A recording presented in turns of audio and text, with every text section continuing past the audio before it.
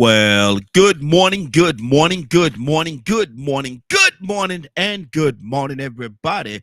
Good morning, everybody. Welcome to another episode of The Morning Glow. Welcome to another episode of The Morning Glow. Got a great broadcast lineup for you this morning, as I hope and I pray that we always do. I'm not important, just a question asker. My name is Raheem Najee out of Atlanta, Georgia, but I got my brother from another mother, but we got the same father here with us.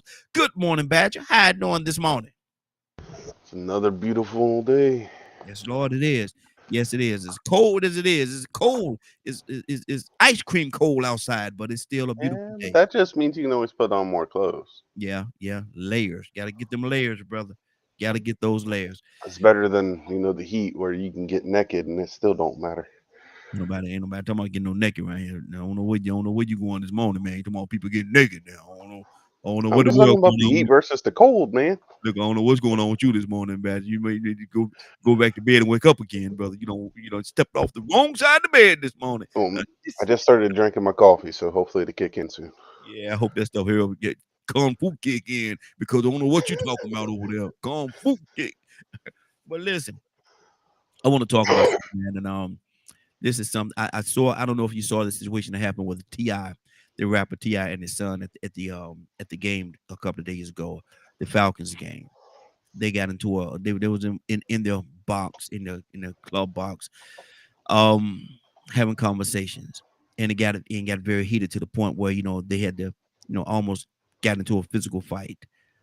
Ti had to pretty much restrain his son, and he was talking about he did a video, and I actually saw the video this morning where he was talking about his son, if he don't get it together, if his son don't get it together, that he gonna end up in prison. Ti said, I seen that lifestyle. I seen that aggression. I seen that in a person before. Ti said, as a matter of fact, he said he was that aggressive at one time, and what's gonna happen is, he don't talk to his son. He had a long conversation with his son's mother, with his son's grandparents, and his aunts, and told them that if his son don't get himself together, if his son don't get himself together, he's gonna end up in prison. And the only one that could stop that process is his son. His son name is King. He said the only one that could stop the process is King. And people has been coming, had social something like that, social media get a hold of it, man, and they take what they want to take and say what they want to say. But I applaud in this instance, I applaud Ti because he said he did everything probably that he could do. He's talked to his son. He's told his son about what it is, where he's going to end up if he don't change, if he don't do the things that he needs to do to change himself. That he's going to end up in prison. He's going to either in prison or dead because his son King was very aggressive and said he's going to end up either in prison or going to end up dead. He said he's done everything he could do. And I said all that to say this. Sometimes in life, and it's a sad reality, but sometimes in life, Badger, excuse me, a person have to get burned by their own fire. In order for a person to get it, they have to get burned by their own fire. Now, I don't want the young man to have to go to jail, go to prison, or certainly not to lose his life, but the life that he's living, if he's not careful, just like Ti said, man, that's where he's going to end up, either in prison or dead. What do you say to that? Sometime a person, is unfortunate as it is, or it may sound, sometime a person have to get burned by their own fire before they get it. Do you agree with that, Badger? But, dude, this is one of those categories that I don't even want to give it no foot, no Mhm. foothold. Mhm. Like, just no reason, even if it's just Well, because it's going to be, unfortunately, a lot of people's opinions are going to be on one or the other side. mhm. A bit Well, of self love, or you need to give him more expressive freedom, or da da da, or da da da. Well, guess what? Either way, everyone there's going to have to deal with a consequence in one way, shape, or form at some point. mhm. And while we're sitting there talking about all that junk, there's so much going on in other situations that Well, Badger, That's stay focused, brother. Let's concentrate on this. Let's concentrate on this part that we're talking it's about a right there. stupid And situation. there is it's a tricky situation. It's a tricky situation, and there's a lot of layers in it because everybody love their kids, and everybody wants the best for their kids. But this is something that happens all the time, and unfortunately, I think every family has somebody in there that may waver just a little bit. They may waver just a little bit, and so we want to save them. We want to make sure that they're in the best situation. But at the same time, just like I said, man, if a person don't get it and don't wake up and get it, sometimes they have to get burned by their own fire. And unfortunately, prison or death could be the consequence. And so it's something that needs to be talked about, something that have to be addressed. No, I don't. I mean, I understand what you're saying. It's just to me, a lot of these situations keep happening because it's our society. Hmm. It goes from the I, top to the I it can goes agree. from the top to the bottom. I can agree, and at the same time, I can disagree because um I think in the instance situation that we're talking about with Ti, he said he's done everything he could do. He had the conversation. He showed him examples, and he's done everything he could do humanly possibly that he could do. Now I can agree with you when you say society because a lot of times his son may be getting caught up in society. So that's why I say I can agree with you, or I can or I can disagree, depending on what's alley and what travel down at this particular time, because he's the T. I think Ti has done everything he could do, but So, society, like you said, is showing his son something different. It's just who his son is going to listen to. Go ahead. so one of the biggest things I've seen is the lack of accountability. Mm-hmm. Now, a parent could truly do the best that they absolutely can, but the kid, as they get older, once they go past a certain age, I'd say about 17ish, especially if they're hanging out with some people that are in the opposite direction of how you would like your household to be uh, run, Mm-hmm. and the young man or young woman decides to go along with that crowd, it ain't gonna matter what you say. Mm-hmm. And that's why I say, It'll matter after they fall on their face. sometimes a person got to get burned by their own fire. Hmm.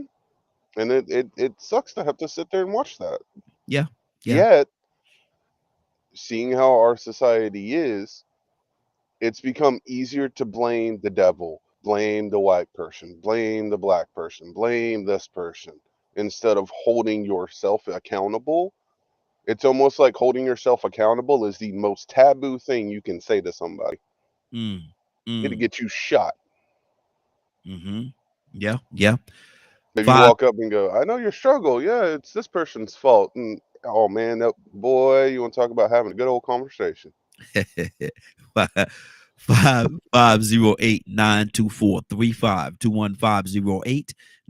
508-924-3521. Give us a call. Tell us what you think about this. We got quite a few people that's tuned in already this morning. I greatly appreciate each and every one of you. But give us a call as well. If you have a minute, give us a call. Sometime a person got to get burned by their own fire. Do you agree with that? Joseph, good morning, sir. How you doing this morning? Good morning, and good morning, Morning Glow family. How are you this morning, Hey, Brother Raheem? hey, doing great, man. How you doing? Doing good, Good, doing good. good deal. Joseph, did you hear the story I told about Ti and his son? Did you hear that part? Yes, Okay, yes, okay. yes. I heard that part, and Mm-hmm. I heard what Mr. Badger said as well. He made some good points. Mm-hmm. We have to accept. We have to, have accountability of ourselves and our actions. And there's some things in life that we uh, uh, can wrap ourselves into. I mean, we could be victims of our own decisions and our own behavior.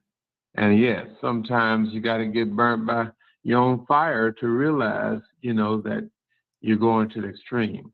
Mm-hmm. And yet, life is not that simple because there are external forces Yes, yes. that could affect you as well. Mm-hmm. And you don't have to choose one or the other. Choose all of them. You have to deal with all of them. This is life. Yeah. Life Yeah. happens. It's not scripted. It Mm-hmm. happens. I Yes. was born in 1959. You know what was going on in 1959, don't you? Mm-hmm.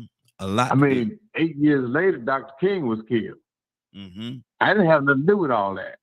I was born in it. Mm-hmm. Yeah. So Yeah. I don't blame white folks, but hell ain't no fool. Mm-hmm. Okay. Mm-hmm. So you can't, it's not that simple. It's not that cut and dry. Now, as far as raising our kids, I think if we create an environment for that child to come into, since as Brother John Locke said, the one who penned that part of our preamble that says all men are created equal. Mm. That John Locke, he said also that babies come into the world, as it were, with a blank chalkboard. Mm. And people begin to write on that chalkboard. Uh-huh. In other words, our experiences is the subtotal of who we are. Mm-hmm. So when you bring a child into an environment and it's not a very nourishing environment, or there's some things out of place, that child, don't get mad when that child gravitates toward that. If you use a lot of profanity around that child and that child grew up cursing, and then before you know it, that child want to be, bad and get out in the community and show how bad he is and get shot. Well, you kicked it off when you started with the profanity. Why didn't you teach him good vocabulary so he could learn in school?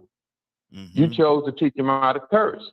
And then if you puffing on your weed around the child, okay, don't get mad when that child starts slanging dope. Yeah. All right. So you help develop that. Don't we as parents have responsibility. So I'm responsible for my decisions for myself and for my family. Mm-hmm. Yeah. I'll leave that right there. And you put a lot out there, brother. You put a lot out there. And so the main thing that I heard that you said is responsibility. We have to take responsibility and guide our children in a certain way. And even though I do agree with what you said, I know that there's the other side of the coin, because sometimes I've seen people that has done everything they could possibly do the right way, way, and try to put all the good ingredients in their children, but somehow the children go in a negative direction. Maybe it's the environment, maybe it's the culture, maybe it's the people that they're dealing with, maybe it's whatever it is. But they had great parents, but still end up dead or in prison for a long time, or on drugs or whatever. I heard this too, Raheem. You know why they say the preacher kids so bad, right? Mm-hmm. Mm-hmm. They hang around the deacon kids. No, this kid. but yeah, man. I've seen preachers' kids, man, grow up to be the worst jokers that you ever want to meet. Mm-hmm. Mm-hmm. Mm-hmm. Exactly. 508-924-3521. 508-924-3521. Give us a call. We'd love to have your input. We're talking about sometimes a person got to get burned by their own fire. And I'm using the example of T.I. and his. And I'm not trying to make it like T.I. and Tiny are the best parents in the world. I don't know the parenting. I don't know how they parent the kids. I'm sure there's some things I may agree with, and there's some things I may disagree with. There's some things in T.I. life that, I'm sure that he wish he had not done, and some of the things he's still doing. So I'm not gonna say I'm not sitting on here trying to put a magnifying glass on them as parents or have their parent. But what I am saying is this situation that happened with their son, King, name is King, that happened with their son over the weekend at the Falcons game. That was totally out of control. His son totally lost it, to the point where T.I. had to grab him and put hands on him and say, and in that thing that they were doing, T.I. kept saying, man, you can't do nothing with me. He used little other expressions. He said, ain't nothing you can do, man. You can't handle me. You can't do nothing with me, man. And he had to explain to his son, let his son know that, hey, bro, you ain't that grown yet. You ain't that grown yet. And so T.I. made a video, and like I said again, I saw the video this morning where he was talking about all y'all coming to me telling me about my son. I know my son. I've been knowing, know my son his whole life, know who he is, know what's in him. And he said, if we don't get it right, if we don't get himself together, he said, and T.I. was saying about the how he's expressing himself. He said, I've seen that anger. He said, I used to have that anger. He said, if King don't get it together, if he don't get it together, he's gonna end up either in prison or he said he's going to prison or he's gonna end up dead. He said, I've talked to his mama, his grandmama, and his aunts, and told him, and he said, I talked to King, and I told him the only one could stop that path is you. And that's the truth. Only one could stop that path is him. He have to take responsibility for his life. He have to stand up and be the man that they hopefully raised him to be. See, I said, this man, he got everything that he need. And yet he want to walk in and act like he a thug and all that stuff, man. You don't even live that life, bro. You don't even live that life.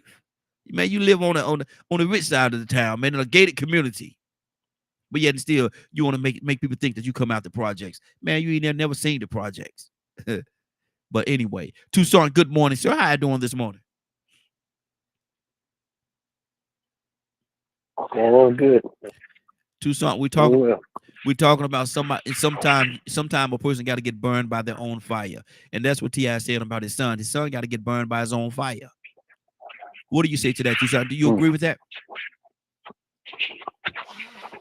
A lot of times people don't see when you're telling them. They got to face it. Yeah. To believe it. Mm-hmm. And find out they ain't gonna be able to handle it.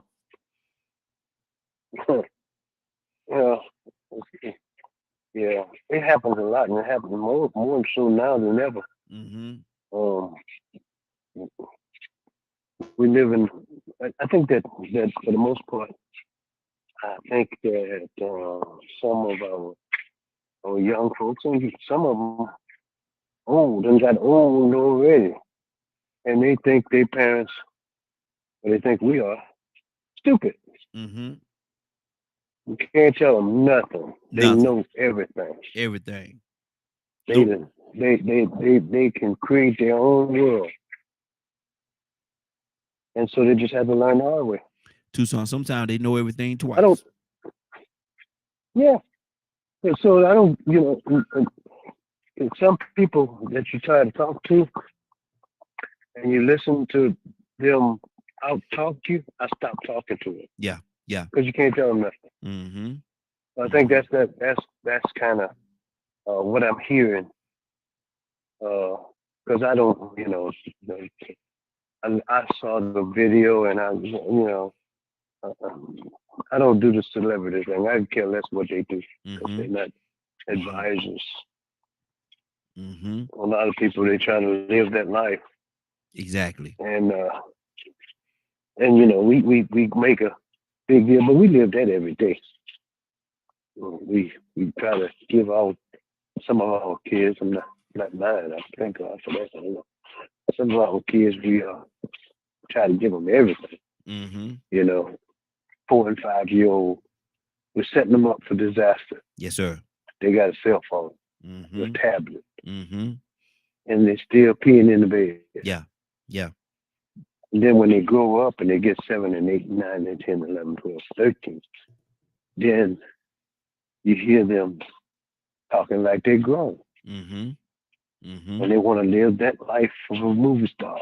Yep, exactly. A dream life. Mm-hmm. And before you know it, if they don't change their direction, we saying to them the same thing T.I. saying to his kids. If you don't change your ways, mm-hmm. you're going to wind up either dead or in prison. Yep. Yep. Because they live that fast life. Exactly. You can't keep up a fast life. Because that's not reality. It really ain't. Everybody's not playing that, running that game. Mm-hmm. Some people don't play that game at all. So when you face it, the real world, people ain't gonna play with you. Mm-hmm. I was walking in on the job today, and I could hear the security guard talking to somebody. Give me your badge. Mm-hmm. Mm-hmm. Give me that badge right because you come on the job and we got security because this is a facility that you can't bring that out what you do outside. Yeah. in here Yeah. because it don't happen. Mm-hmm. So when you run that game, you try to play that game. What they do is they tell you, okay, we can't have that. Surrender your badge right here. You go Mm-hmm. home. Yeah. Yeah. Now, if the security guard is talking to him like that, what's Something going went to on. happen with whoever that was? I'm just listening. Whoever that was, security has to come to them and talk to them like that. Sooner or later, they're gonna call PD. Mm-hmm. Yep. Now where you going? Yeah. Yeah. You gonna give up your badge one way or the Well, other. everybody's on fire. Yeah. Exactly. Well, he gonna get it. He gonna give it up Mm-hmm. because we Mm-hmm. can't have that. Yeah. Yeah. And here's another thing, and I know I'm way out of time. Thank you for that, Samis. When you get in prison, that them the real bad boys, they're gonna show you Mm-hmm. who you really are. Exactly. And you ain't Exactly. gonna have daddy to save you. Mm-hmm. Yep. Ain't nobody. Now it's you against the world. Now it's really you against the world. It's really you against the world. Badger, what do you say to that, man? And like we said earlier, this is way I win, so we're gonna be all over the place. So I should have gave my disclaimer this morning. This being way I wins, we don't have a topic. We talk about whatever we want to talk about. We open up the conversation. If you have anything going on in your life and you want to talk about it or discuss it with somebody, you can give us a call 508-924-3521 508-924-3521. Badger, sometime a person got to just get burned by their own fire in order to get it. You hope that they get it.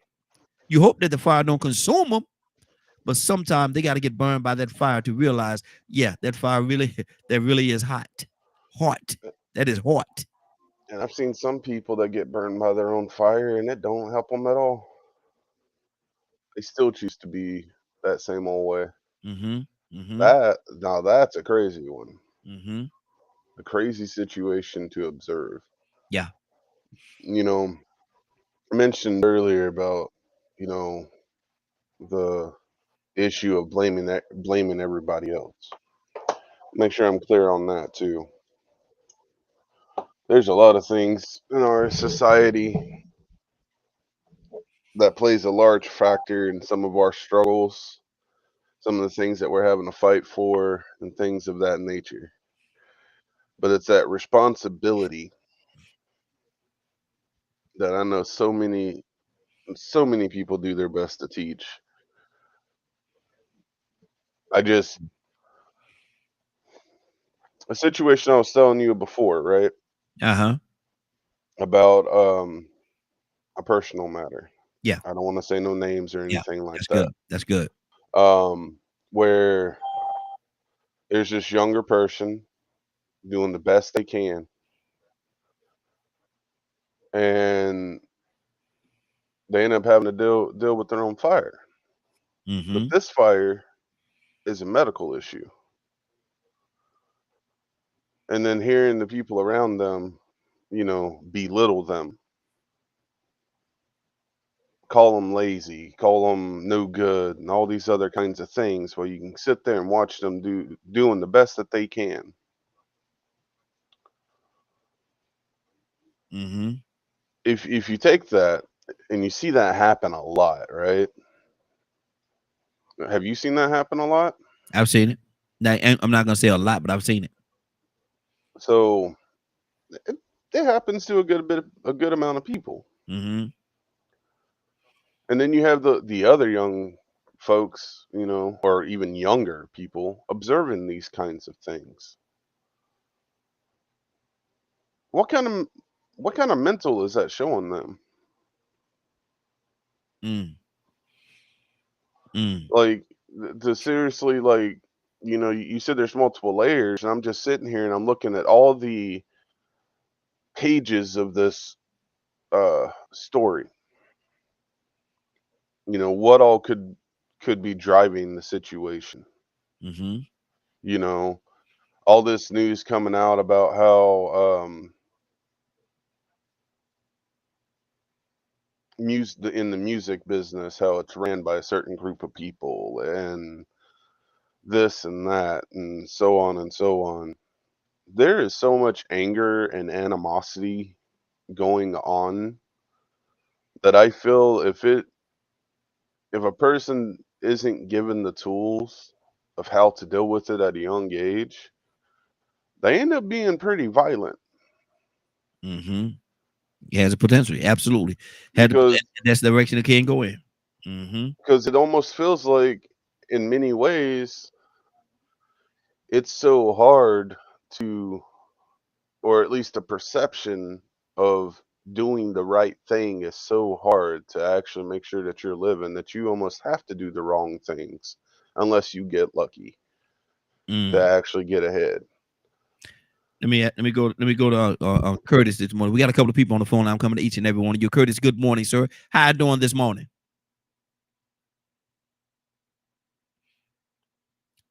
How's it going, big bro? Hey, doing good, brother. We talking about that situation that happened with T.I. and his son King over the weekend at the Falcons game, and they, it got out of order, out of control, to the point where T.I. had to, pretty much put hands on him and say, son, you ain't that grown yet. You can't handle me. And he used a couple other choice words that we can't use here. But he said, you can't handle me. You ain't that grown yet. Ain't nothing you could do to handle me. And then T.I. did a video that I saw this morning about that incident. And he was explaining how, he said, people always coming to me telling me what I need to do with my son. He said, I know my son. I know my son. I know who he is. He said, I've seen that aggression before. He said he used to have that aggression himself. And he said he had a conversation with his son, King. And he said, look, only thing gonna happen to you, man, with that aggression, you're gonna end up in prison. You're gonna end up in prison, or you're gonna end up dead.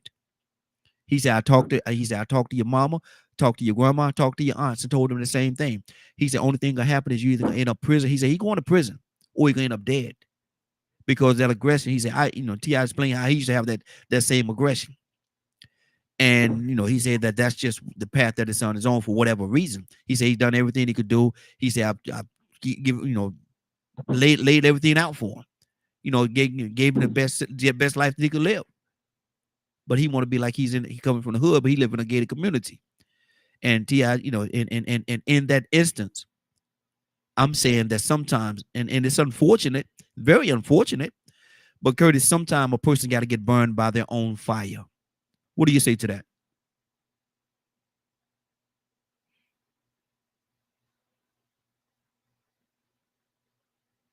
Curtis, you there? Yeah, I'm here right here. My bad. I hit the mute button. Mm-hmm. Sometimes you gotta spend a couple nights or a couple years in the prison that you built for yourself. Mm.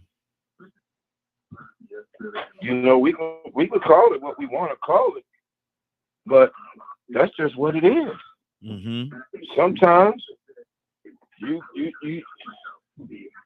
keep throwing bricks at the penitentiary, not even realizing that you're building your own cell. Mm-hmm. And eventually, you're going to build it to its full, and you're going to take a trip. I don't really know what happened, but what I do know is I'm not going to speak. I wouldn't be so quick to speak on how this man raised his kids, or even speak on how much of his kids he knows. Because he right, like, look, I know my kids. I seen that. Mm-hmm. I don't even know what happened, bro. You hit me with some new news. Yeah, they had a big incident at the Falcon game over the weekend in their club box and everything, and it got out of control, and it got to the point where T.I. kept saying, man, you're embarrassing yourself. You're embarrassing yourself. You're embarrassing the family, man. He said, and I heard him, he said it so loud and so clear. He said, you're embarrassing yourself. You're embarrassing yourself. Man, you're embarrassing the family. You're embarrassing the family. But King wouldn't stop, man. And to the point where, he had to, grab him, had to, go at it a little bit. And you heard T.I. in the background talking about, man, you can't handle me, man. Ain't nothing you could do. Ain't nothing you could do to handle me, man. You ain't ready for that. And so, and at social media, when they get a hold of something like that, they're gonna take it all over the place. They're gonna put all kind of spins, all kind of stuff on it. And I'm not here to say what type of parent that T.I. and Tiny is. I don't know. I don't know what kind of parent they are or what kind of parents they are. But at the same time, I know that all parents want the best for their children if they're good parents. and I'm sure they want the best for their son, man. But they see that he's going in a very negative, spiraling in a very negative direction. So what are you to do? But at the end of the day, man, you know what? We gotta get out of this habit of Monday night quarterbacking, man. Mm-hmm. You know, because if the man daddy, this is just my opinion. If the man daddy is telling him, hey, boy, you know, you might want to cut back a little bit, you know, fall back, yo. You know what I mean? Yeah. You doing ain't a good look right now. And he insisting on going on and doing what he want to do. At some point, as a father, you gotta back. Okay, he trying to wear his big boy panties. Okay, so let me show him what it means, or what being a big boy is supposed to. You know what I mean? Yeah. Like, Yeah. Mm-hmm. You can't fault that man for checking his son. That's his son. Exactly. You know what I mean? However he's supposed to do it. You know what I mean? Like, we love to talk about, you know what I'm saying, folks after a situation has happened. But at the same time, man, like, you can't really keep going that, bro. Yeah, exactly. You know, Shorty probably was out of bounds, and T.I. saw something that really made him say, okay, hold on, nah, this is getting out of hand. Mm-hmm. Mm-hmm. You know what I mean? He ain't the only one in our family. Exactly. You know? Good deal. And that's what I think it is. Hold on, Curtis. Don't go nowhere, man. Let me go to Cassandra. Cassandra, good morning. How you doing this morning? Well, thank you. Cassandra, and this situation happened over the weekend, and it's been blowing up on social media. Everybody's actually talking about it. I've seen a couple He of. should have clocked him. He should have knocked him out if necessary. You saw the video? Because that's his child. He has been through a lot with that boy. He told him he was going to go to jail. He ended up going to jail because he would not listen. Yeah. And we have kids, most of us. You know what? Anybody on here who has, especially teenagers, and they ain't never had no problem, thank God, do a holy dance right now. Yes, go ahead and do your dance. Yes, Lord. Because you are blessed. Yeah. And you can be the best. Let me tell you, you can be the best parent that you know how to be. And your children can grow up and become teenagers or whatever and do what the heck. Do what the heck they want to do after all you've done, after all you've tried to do. So, and I've been there personally. I've done the best that I could. So nobody better not come and tell me nothing but, well, you shouldn't put your hand on them. You shouldn't have done this. You shouldn't have. No. Your kids make choices. And let me tell you, my children are in their 40s. And I dare them to raise up at me because somebody's going to be knocked to the floor. I'm going to tell you right now. And they know that. My kids are grown, and they know that. They got kids that are grown. Yeah. But they better not raise up to me, because if they do, I'm going to put them on the floor. There's a thing called respect. There are lines that you do not cross. And if you cross them, be prepared to pay the consequences for what you do. So, all of those that say, well, you just need to talk to. No. Every kid don't understand you just talking to them. Boy, see, it's too early. That's all I can say. Exactly. It's too early, Raheem. It's too early. I'm telling you, it's too early. And sometimes you look at your children and you're like, man, what do you come? What is going? What are you thinking? Man, what are you thinking? What are you thinking? Been there, done that. And I'm talking, I used to bust my behind working 2 jobs sometimes trying to make it right for your children. I mean, come on.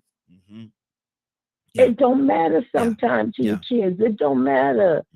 And so they want to look at the parents like, well, the parents need to go to jail. What the hell you put me in jail for? I didn't do nothing. I raised them right. Yeah. They made a decision. Because you know that's a thing now too. Blame the parent. Anytime the kids do something, you're going to blame the parent. Well, where the parents at? Well, dang it, I was at work. Yeah, exactly. And he decided to act a fool. Yep. Come on now. Mm-hmm. Now, what do you want me to do? You want me to sit at home so you can talk about me and say I'm lazy, this, that, and the other, and don't work, trying to watch your. Even if you sit at home, they go to school. Yeah. Hello. Yeah. You still got issues. Mm-hmm. Man, listen, I ain't a good one to talk to about that, because people with that judgment spirit, like you know what's going on with other people's children, just shut your mouth. You have no clue. It ain't your doggone child. 508-924-3521, 508-924-3521. Give us a call. We'd love to have your input. Sometimes as unfortunate as it is, sometimes, you know, a person got to get burned by their own fire. They created their fire. They got to get burned by it. And like I say, even this situation with T.I. and King, you know, T.I. has provided. I got to sneeze, y'all. Excuse me. T.I. has provided a great lifestyle, a great life for his children, and all the stuff that he's done. He's made, you know, people talking about money and all this. He made money, living in a nice home and nice community and all these different things. But yet and still, even in that, this child is acting like this, to the point where T.I. said he's going to prison. I'd have done everything I could do. He's going to prison. He's going to prison, or he's going to be dead, because he said, I've seen that aggression. I know that aggression. He said, I used to be that aggressive. I used to be that. And I know what it leads to. He said he's seen it many times before. Unfortunately, now he have to see it in his own son. And he's trying to talk to his son. He said, I had conversations with him. I had conversations with his mom. I had conversations with his grandmama and his aunts. I've had conversation with them, and I told them that if he don't get it together, it's up to him. It's really up to him. He's driving his own bus. It's just, where's he going to park it at? Where's he going to park that bus? And that's the thing.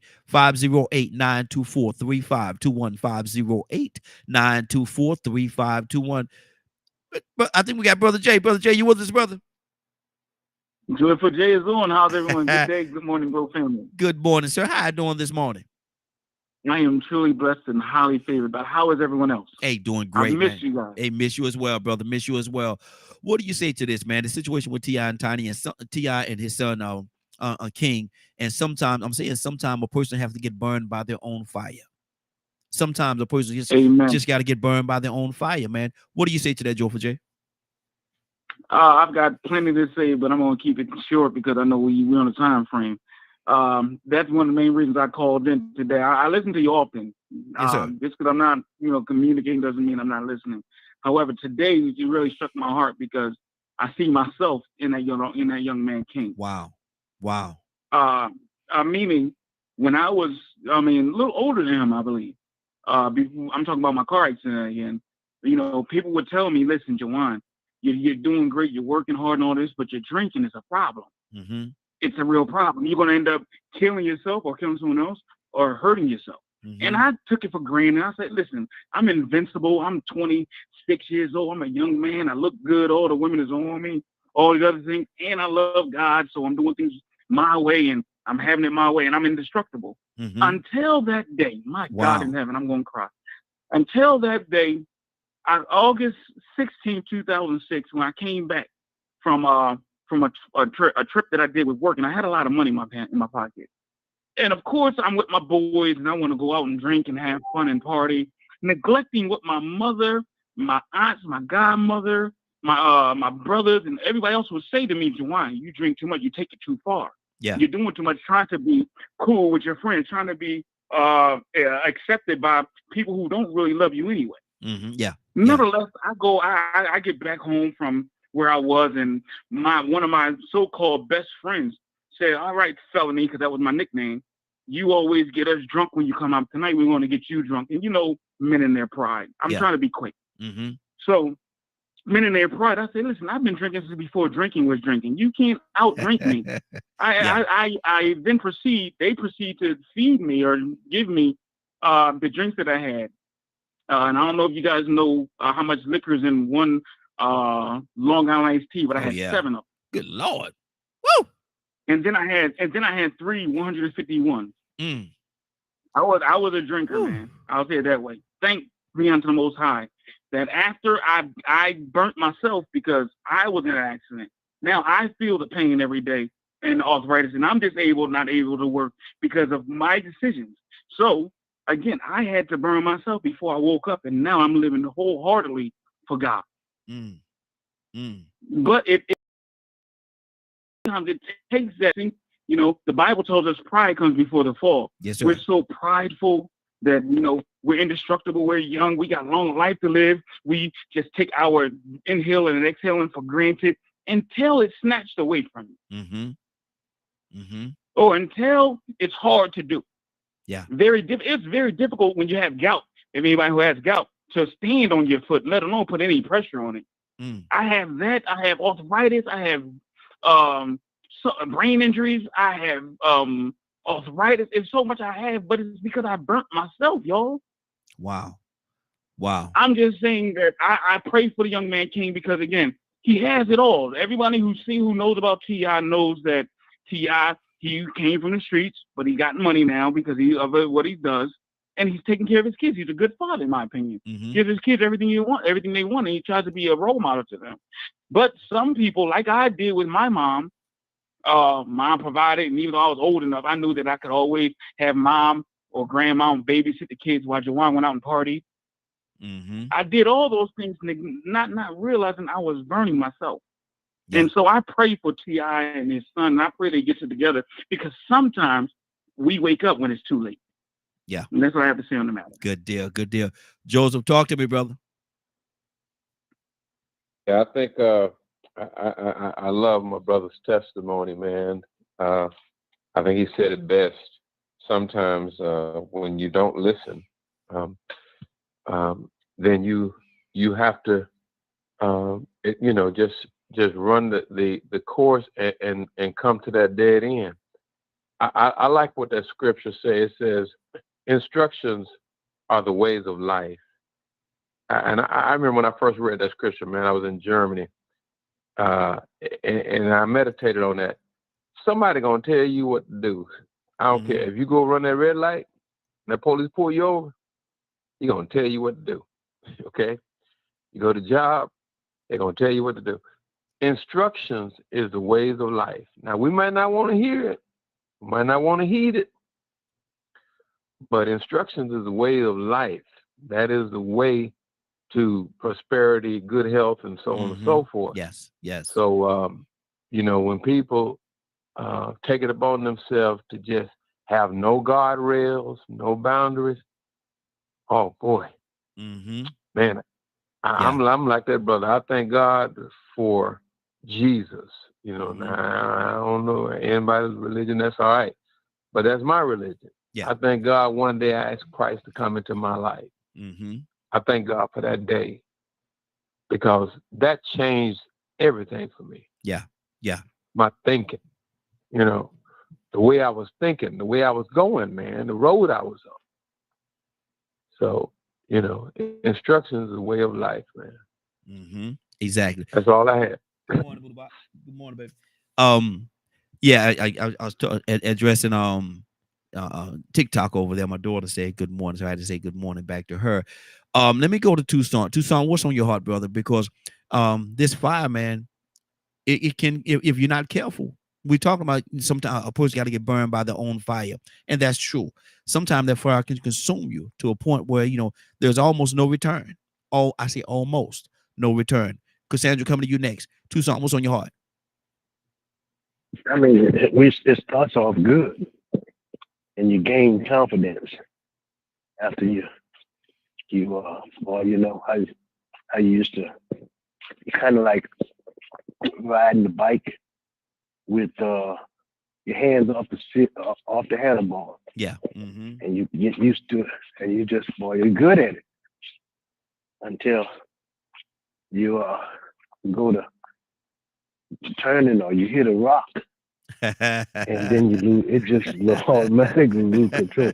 What Yes, I like the way Curtis put that is that we build our own self, throwing rocks at the prison. Yes. Yes. It won't have, just like the first hit.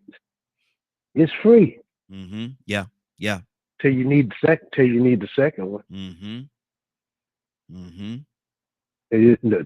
Alcoholics didn't plan on that. Didn't see that coming. Neither did a person that is addicted to anything. Didn't see that coming. Mm-hmm. It just seemed like it was so fun on the outside looking in, Yes. and the street game seemed so courageous. Mm-hmm. To be the bad dude. You ever? I know we all been there. I think I don't know if everybody been there, but every once in a while the bully meets a guy that ain't gonna take it. Yeah. Yeah. They go fight back. Oh yeah. Mm-hmm. And on the other side of that coin is, I know that we live in a delicate society, but I don't know if I'm right or wrong, but we can't allow our kids to live a shelled life, that we protect them in everything. Oh, don't say that. Oh, sit down, Johnny. Mm-hmm. It's going to be okay. They talk to you. Oh, don't you feel bad? Don't you cry? Sometimes you need to say, boy, shut up. Mm-hmm. Stop that crying. Because we live in a mean world. And we got to prepare our children, our young folks, for a mean world, not one kind, because it ain't going to get no better. Mm-hmm. People are mean and hateful. And here we are offended by anything. Oh, they call me silly. And you crying? Yeah. You better suck it up. What's wrong with you? You crying? Mm-hmm. My son, I saw it. I guess I saw it coming. My oldest, and I took them clothes out of that drawer and out of that closet, Mm-hmm. and I put them at the door. Mm-mm. Because I'm not gonna let you hang out.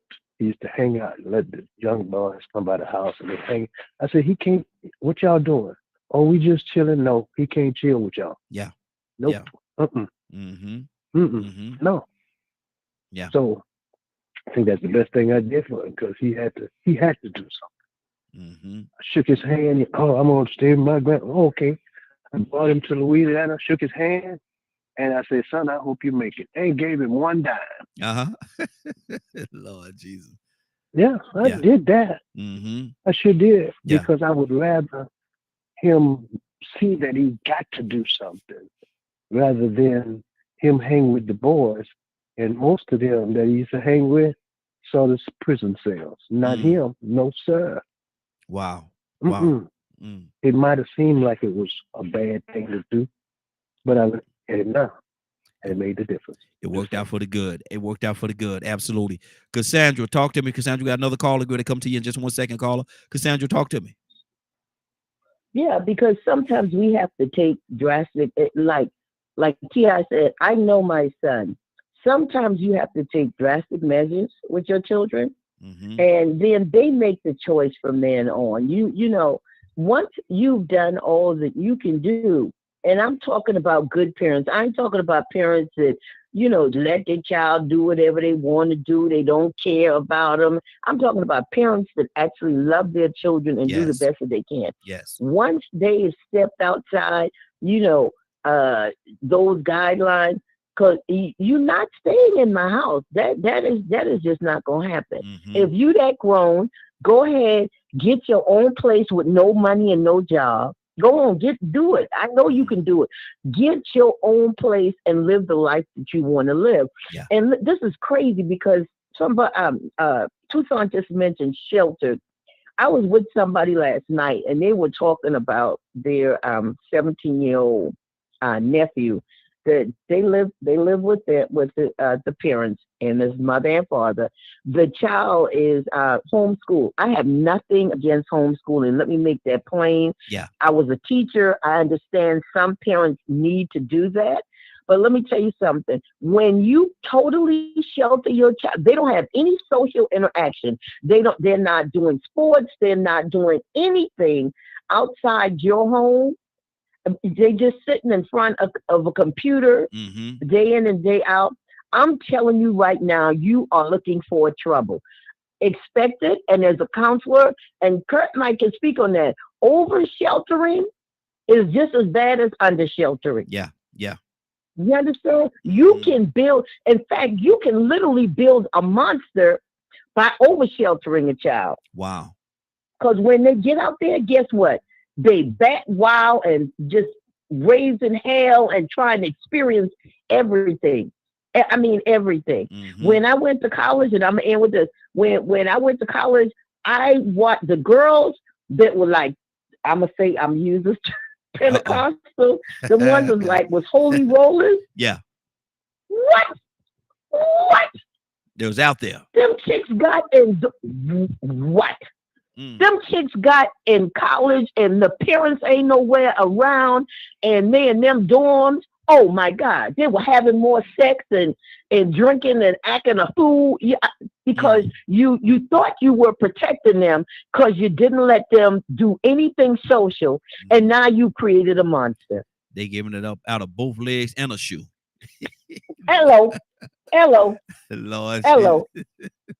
Leonard, good morning, sir. How you doing this morning? Good morning, Raheem, in the Morning Glow family. Leonard, we're talking about the situation. I'm sure you've seen it, man, because it's all over social media. The situation that happened between T.I. and his son King, and how and I was just looking up some stuff, and they said that it started when and I certainly wasn't out there. I'm looking at the videos and stuff, but they're saying that it started when King supposedly pushed Tiny, and that's when T.I. went at him when he pushed her. But it said that they was going back and forth, and to the point where T.I. had to put his hands on him, had to look at and told him, man, look at, you ain't that grown yet, brother, you ain't that grown, and had to let him understand. And then I saw another video this morning where T.I. was saying everybody's talking about how his son is, and he know his son, and blah blah blah. He went through the whole spiel, and he said in a nutshell, he said that his son, if he don't straighten himself up, he's gonna end up either in prison, or he's going to prison, or he's gonna be dead. He said, T.I. said, I talked to his mom, talked to his grandmother, his aunts, and I talked to King, and I told him that he's seen this aggression. He used to be aggressive like that himself, and so he recognizes it, and that's what's gonna happen. And so we're talking about today, Leonard. Sometimes a person have to get burned by their own fire. What do you say to that? I'm all for it 100%. Mm-hmm. Because it's not the object is to grow up. Yeah. And I heard about that issue with T.I., but I'm sure T.I. can handle it. Mm-hmm. But his son has the opportunity and is exposed to a very well-known rapper. Yeah. That's a whole different dynamic. Mm-hmm. This boy's in front of TV. He got these huge footsteps that his dad have in front of him, and his mom is being entertainers. So that's contributing to a lot of that particular young man's issues. But if you got a young man in your house right now, mm-hmm. you know how they act. Yeah. And sometimes, you have to put a lot of force on a boy. Mm-hmm. Because he'll start thinking that he equal to you. Yeah. There's this notion that you so equal and everybody's so equal is irresponsible. Because you're not. Mm-hmm. Especially if you're in somebody else's house. Yeah. So that whole dynamic is a little different for him, but I think T.I. will handle it like he's handled most things, like he said. That's his son regardless. He made that monster. He know that monster. Mm-hmm. He watched that monster grow up. Now, I seen another clip of his other daughter. Beautiful little girl, so talented, can sing. She'll probably be great. But he's right about that boy. Mm-hmm. Mm-hmm. Mm-hmm. Because there's only two places where that type of behavior is tolerated. In the cemetery and in the jail. Yeah. Yeah. And it's unfortunate. It's very unfortunate. Yeah, go ahead. I mean, I was, this whole notion that, oh, everything's so new, and no, it's not. No, it's not. Everybody on this phone was 15, 16 years old, Mm-hmm. and you knew right from wrong. And you have to teach those kids that same thing. Mm-hmm. Mm-hmm. And it's a shame. Some of them you have to break them before you can make them. You understand? Yeah. Yeah. Yeah. Mm-hmm. Like I said, everybody don't have it as easy as my mother had it, Mm-hmm. because I understood the blessing, and I was so grateful when I was a little boy to have somebody put a roof over my head, food on my table, and clothes on my back. Mm-hmm. I grasped that concept as a very little boy. And I wasn't a man until I could do that for myself. Mm. Mm. My mother made that clear. So I never had a crossword with her. Rarely ever would I ever break her rules Mm-hmm. in her house. My dad died young. Right when I turned 16. Mm-hmm. But even before that, he never had to lean on me, because I understood I wanted to be responsible for myself. Yeah. If I get in trouble, what you calling my mother for? Mm-hmm. Mm-hmm. You ain't old enough to even get in trouble if they got to call somebody else to see about you. You say he ain't old enough to be in When trouble? I run to my mother for what? Yeah. Yeah. Good deal. I call my mother, hey, Ma, how you doing? Mm-hmm. Every Sunday. If the check stop coming, I'm dead. Mm-hmm. Mm-hmm. Wow. So this notion to give a child a stage to act out on, that's Mhm. what he gonna do. Yeah, you're right about that. Hold right there, Leonard. 508-924-3521. 508-924-3521. We're talking about this morning. We're going to switch up the topic in a second. But we're talking about this morning. Sometimes you got to get burned by your own fire. You created that fire. Like Curtis said, man, you throw enough rocks at the stones, whatever, at the jail, you creating your own cell. Oh, you're going to be there. Oh, you're going to be there. Badger, talk to me. Kurt, come to you next. I mean, this whole fire thing, man, it's just, you gotta hit every situation separately. In the situation we're talking about, over a clip of some musician, what is he, a rapper or something? Mm-hmm. Family issue. Yeah, it was a family issue. Yeah. I mean, I don't really put a lot of things into things like that, or the Kardashians and all that other mumbo jumbo. Badger. They're human beings that have lives. They're gonna have struggles. Mm-hmm. This situation, this kid is acting out, being a fool, and the dad's just calling him out. The kid decided to put it on live Instagram. It's becoming some kind of normal thing where you stand against the authority and all that other kind of crazy stuff. I think we're But tying. I think from where we're coming from the conversation that we're having this morning, I think right now we're tying other things into it. We're talking about situations, real life situations that happen. Has nothing to do with the fact, well, in a roundabout way, I guess it does, but has nothing to do with him being T.I. something. We're talking about the situation that happened, and sometimes a person have to get burned by their own fire. yeah, It could have been Jimmy down the street. yeah, but Sometime if the children that's what I'm saying. if the children build a fire, sometimes they got to get burned by their own fire. So let's not put too much emphasis on the fact that it's tight, T.I. and Tiny or nothing like that. Let's not emphasize, because I don't know what kind of parents they are. I have no idea, but I know situations. Go ahead. And that's the thing to me, is it can happen in anyone's house. It can happen in any situation. I mean, there's a situation I'm dealing with where the kid, I know the parents doing the best they absolutely can, and the kid's acting, hanging out with the wrong kind of group, the wrong kind of people, Mm-hmm. and that's all it's taken. And that kid's making some decisions that are very, very questionable. Mm-hmm. So it's just, at what point do you step back a little bit and just, watch them fall? At what age, do you, like, where's the age? Do you do it to your 10 or 11-year-old or 12-year-old, or you put your foot down harder? You know, or wait until they get, 14, 15, 16 and just let them fall flat on the face. Like I'm I've a, heard so many, I'm a huh? Barney Fife. I'm a Barney Fife type of dude, man. I believe to nip it in the bud. As soon as you see it, nip it in the bud, man. Nip it, nip it, nip it. Because if you wait till Well, 15, 16, 17 years old, sometimes you waited too long. man, there is so much going on. I honestly think in this day and age, sometimes the answer is what a lot of people don't like, and the ability to do it is a lot harder for some than it is others. Okay, that's good.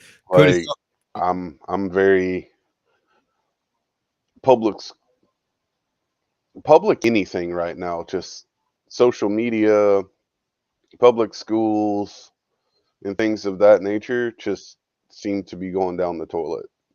but see, even with that, you cannot, and like somebody was saying, I can't remember exactly who said it, but you cannot isolate them either.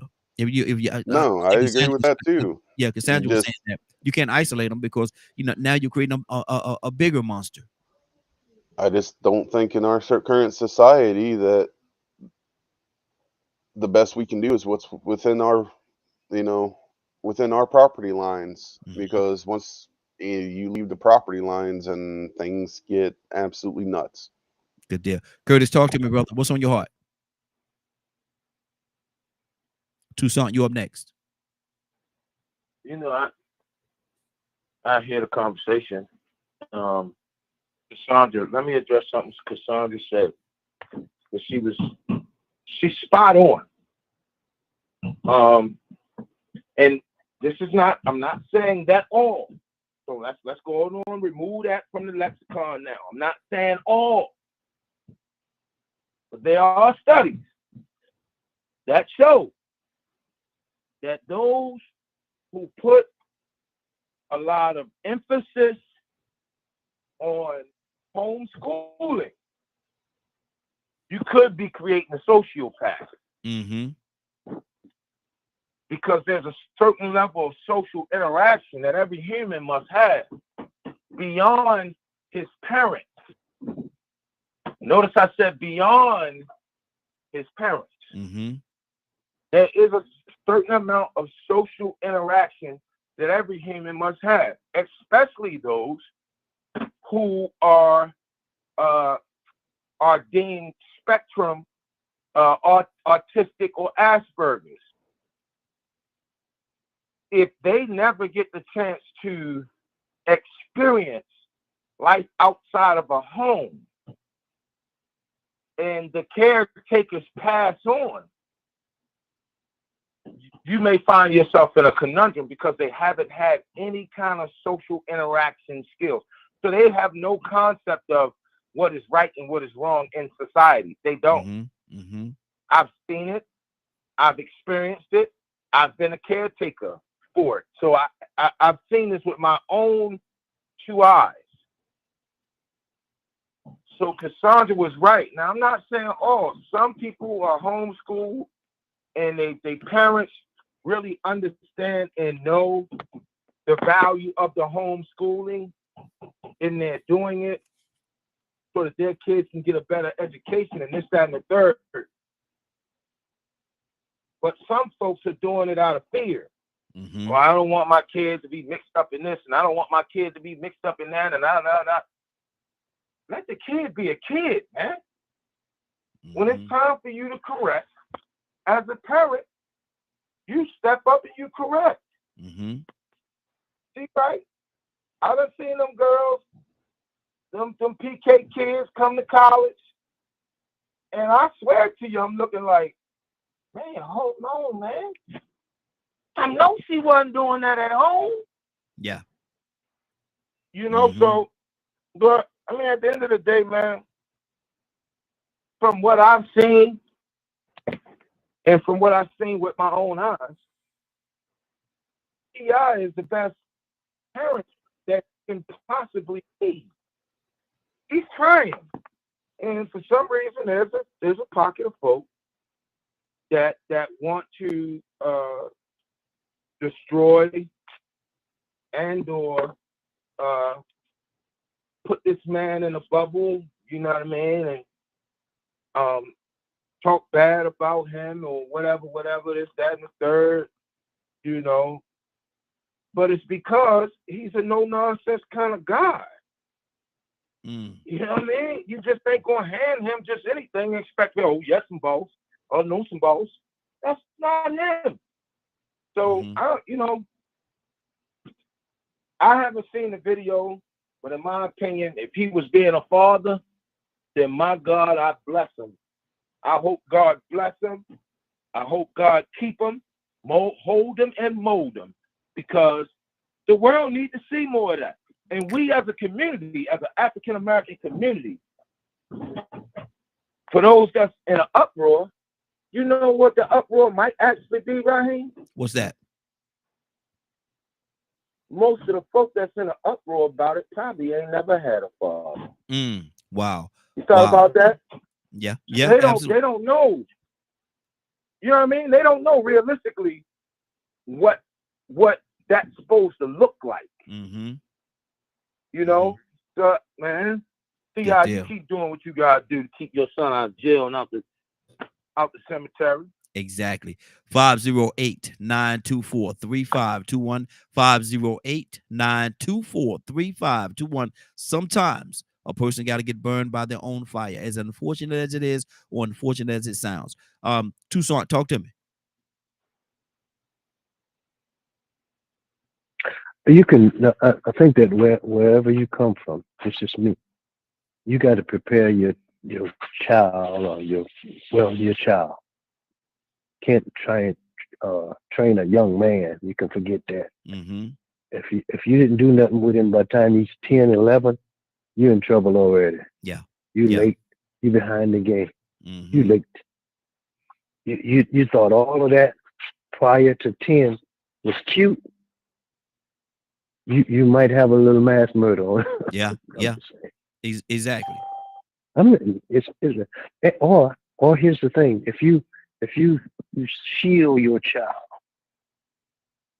and he gets out here in this real world, that's why some of them, and I hate to say this, and I don't want to put that out there, but I have to.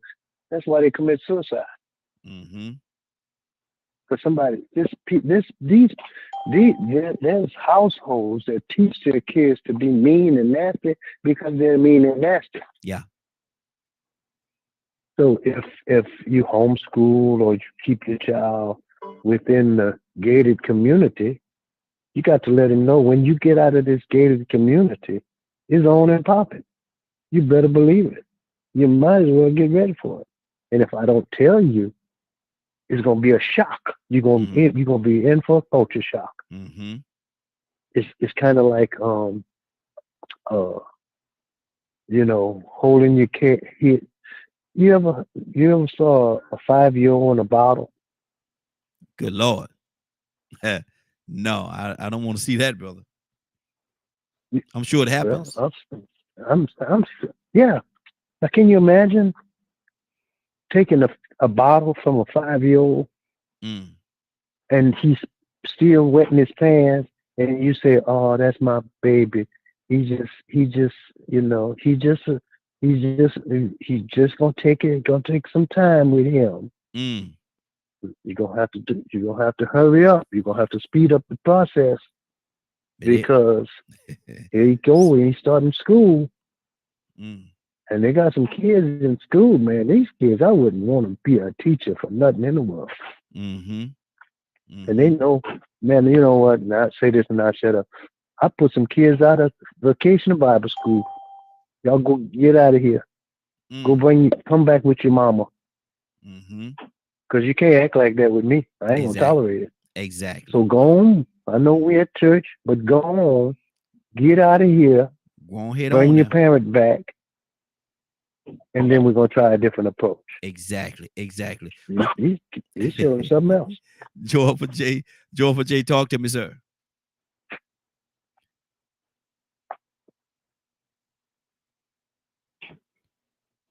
Jay, you there? Hey man, I'm sorry. I was just taking the mute button off. I'm learning the mute button now, like everybody else. Forgive me. There you go. Talk to me, sir. No, but this is a wonderful conversation that we're having, because again, it is bringing back memories, and I had to mute the phone anyway because I had to thank God just for sparing my life from what I've been through, because I burnt myself. And isn't it so great of a God that we have, y'all, that even when we mess up, His love is so great that He picks us up when we mess up our own Come selves on. before it's too late. I'm grateful. The Bible teaches us. The Bible says, I wanted to say this if you don't mind. In Proverbs 3:11, it says, "My son, despise not chastening of the Lord, neither be weary of His correction. For whom the Lord loveth, He correcteth. Even as a father, the son in whom He delighteth. Happy is the man that findeth wisdom, and the man that getteth understanding." So again, we hear, like, just like when we were kids, Mom would say, "Don't touch that stove, it's hot. Don't touch that stove, it's hot." But you were so attracted to that stove, you touched it, and what you find out, it was hot because you got burnt. Exactly. Same thing here. Like, yeah, you're getting corrected, but don't despise when you're getting corrected, because it's out of love. God chastens, as my man Tucson just said, I believe, whom He loved, because He's correcting you, because your dad or your parent or older people who are wise or giving you instruction. I tell people with my accent, I tell my children, anyone who will listen, a smart person learns from his mistakes. So I think I'm pretty smart because I learned from my accent and all the things that I've done wrong. But a wise man learns from the next man's mistake. Yeah. So if you see what someone else did that got them in trouble, if you hear that you're doing something that got someone else in trouble, or got someone else hurt or in jail or in prison, if you will, be wise and don't do those things. A lot of people are in a state of, they don't care. They don't believe there's any consequences for anything they do until it's too late. Yeah. That's what I have to say about that. Exactly. I want to switch over to another topic. Anybody have anything else they want to say on this topic before we move on? Cassandra. This is where I went. Cassandra, this is where I went. So I'm about to go way on out. So I want everybody there. I'm just going to see where it's going to go. But I'm going to ask you a question, and I want to hear your whole heart on it, okay? I've heard it said that sometimes, I wrote it down. I've heard it said that sometimes some of the things that happen to y'all black people are your own fault. Cassandra, how do you respond to that?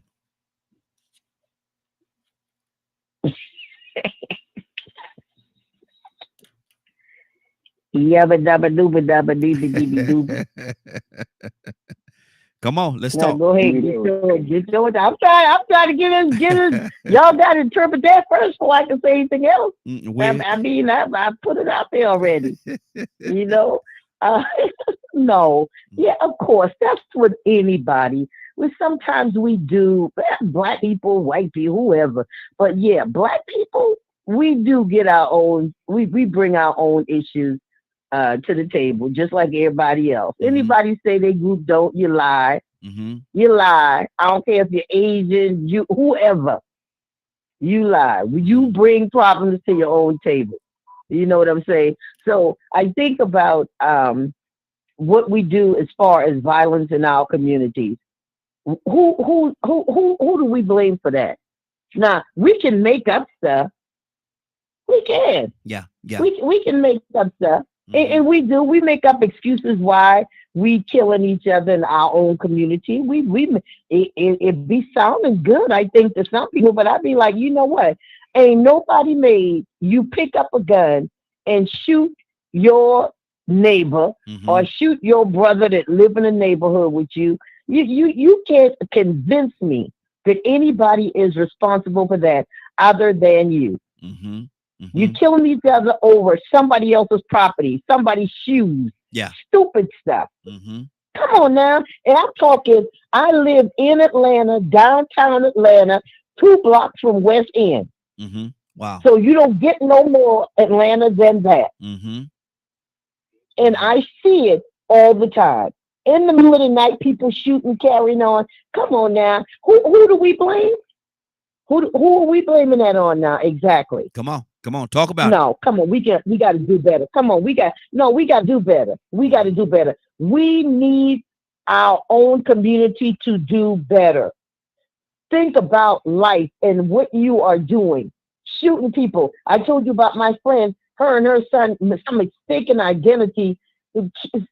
Somebody shot her and her 13-year-old son almost died in the car. Wow.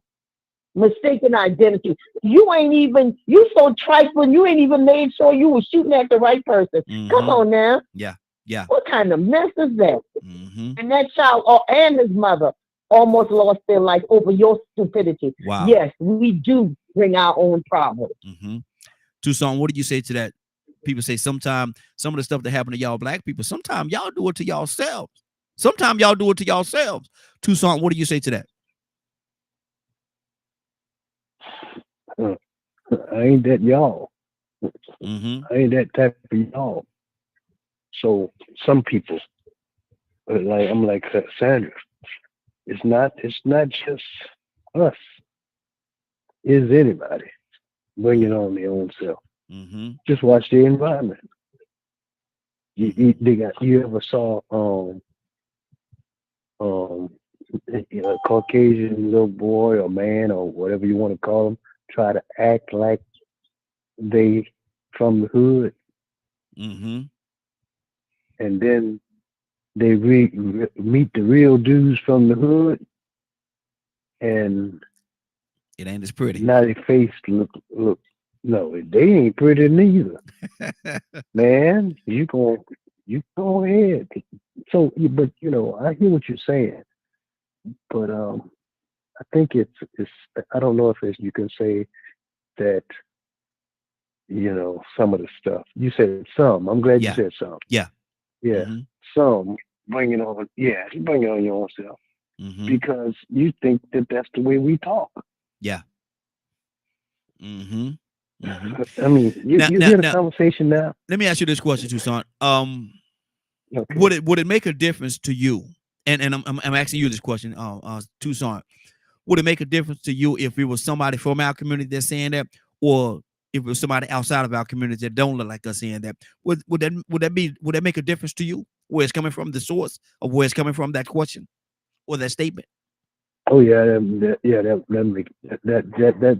be almost. I'm sorry to say it. You might be hitting them up. Lord Jesus. Okay. Yeah. Okay. For real. Yeah. For real. Mm-hmm. I mean, there's some people.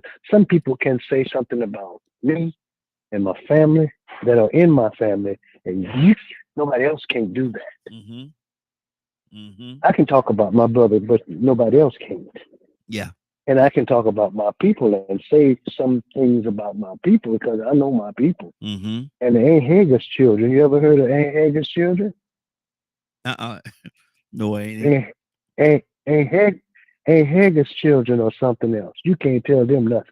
Mm. They the real. I'd like to say it like this: the first ship that came off the boat, first ones that came off the boat, they the real ones. Wow. They're the real ones. And so you can put them in. You ever saw somebody, you put them in any neighborhood and they mess it up? Yes, sir. Yes, sir. That's the ones I'm talking about. Mm-hmm. You give them a brand new car 6 months from now, the hubcap's gone, the motor knocking, but the radio's still playing. And it's booming loud. And letting them just throw this out here for free. It don't even run no more. But they playing the music park in the backyard. Just jamming.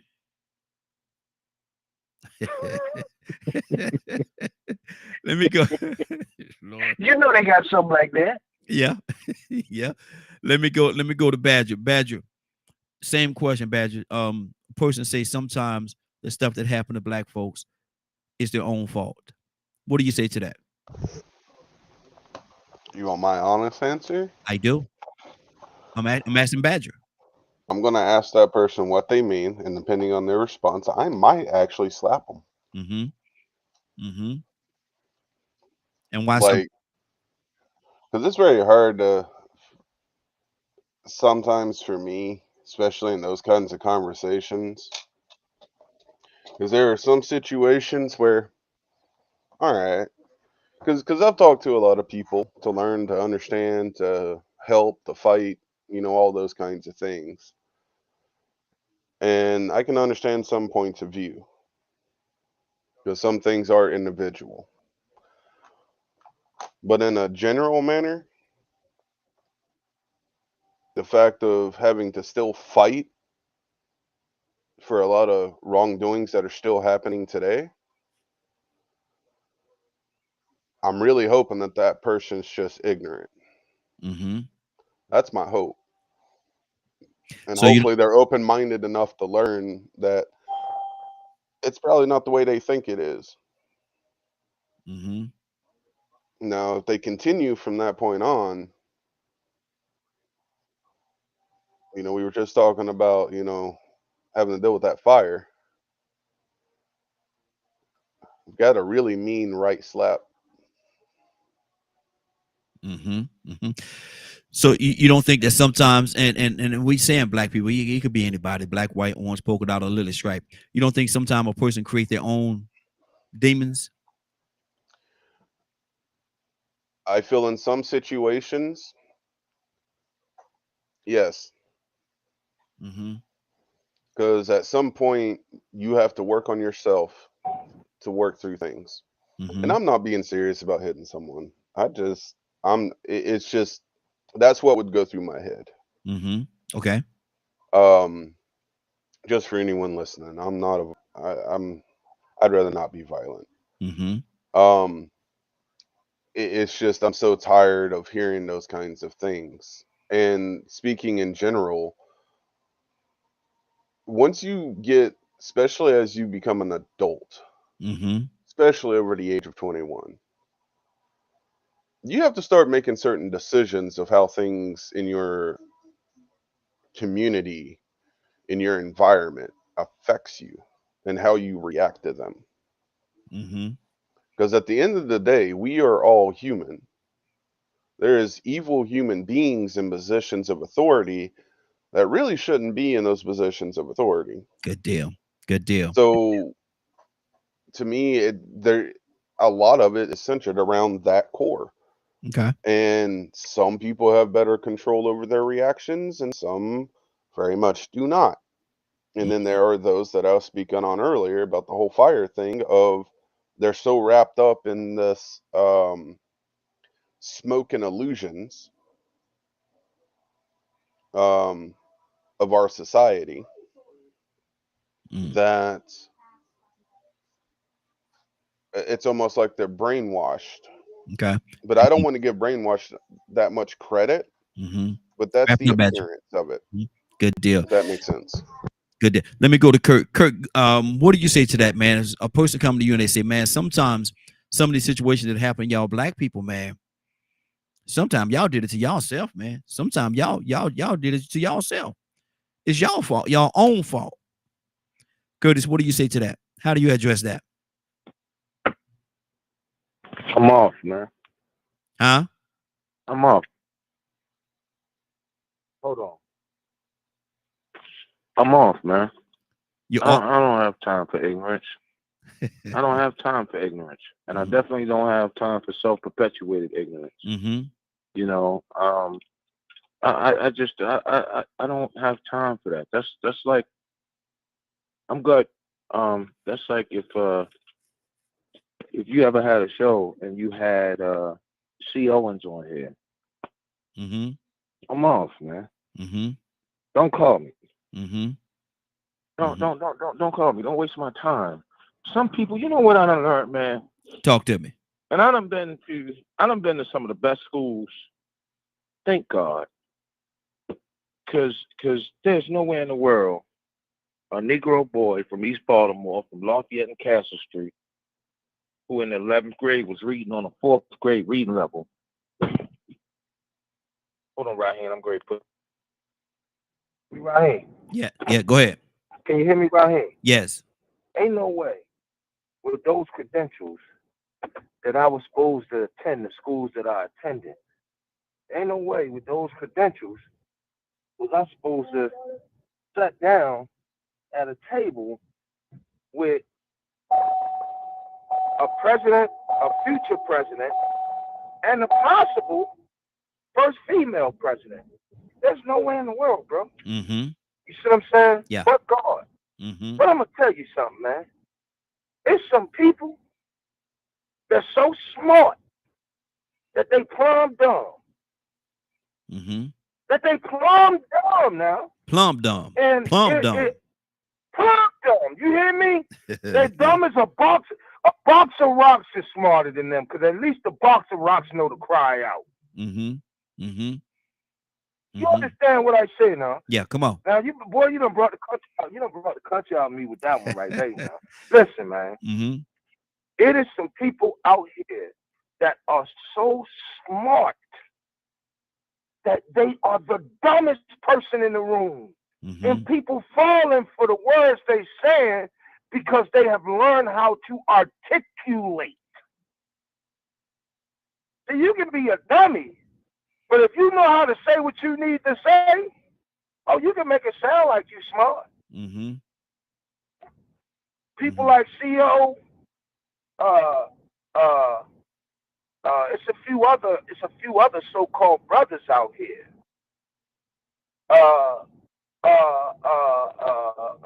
What's that brother name? The one that was supposed to build the school. Took all them folk money, ain't never built one school. Oh, you talking about what was his name? Yeah, I know exactly what you're talking about. I can't think his name. The doctor. Yeah, Omar. Denigrating people. We find out you in the strip club making the rain. Mm.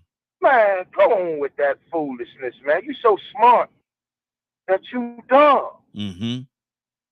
And I think in our modern society,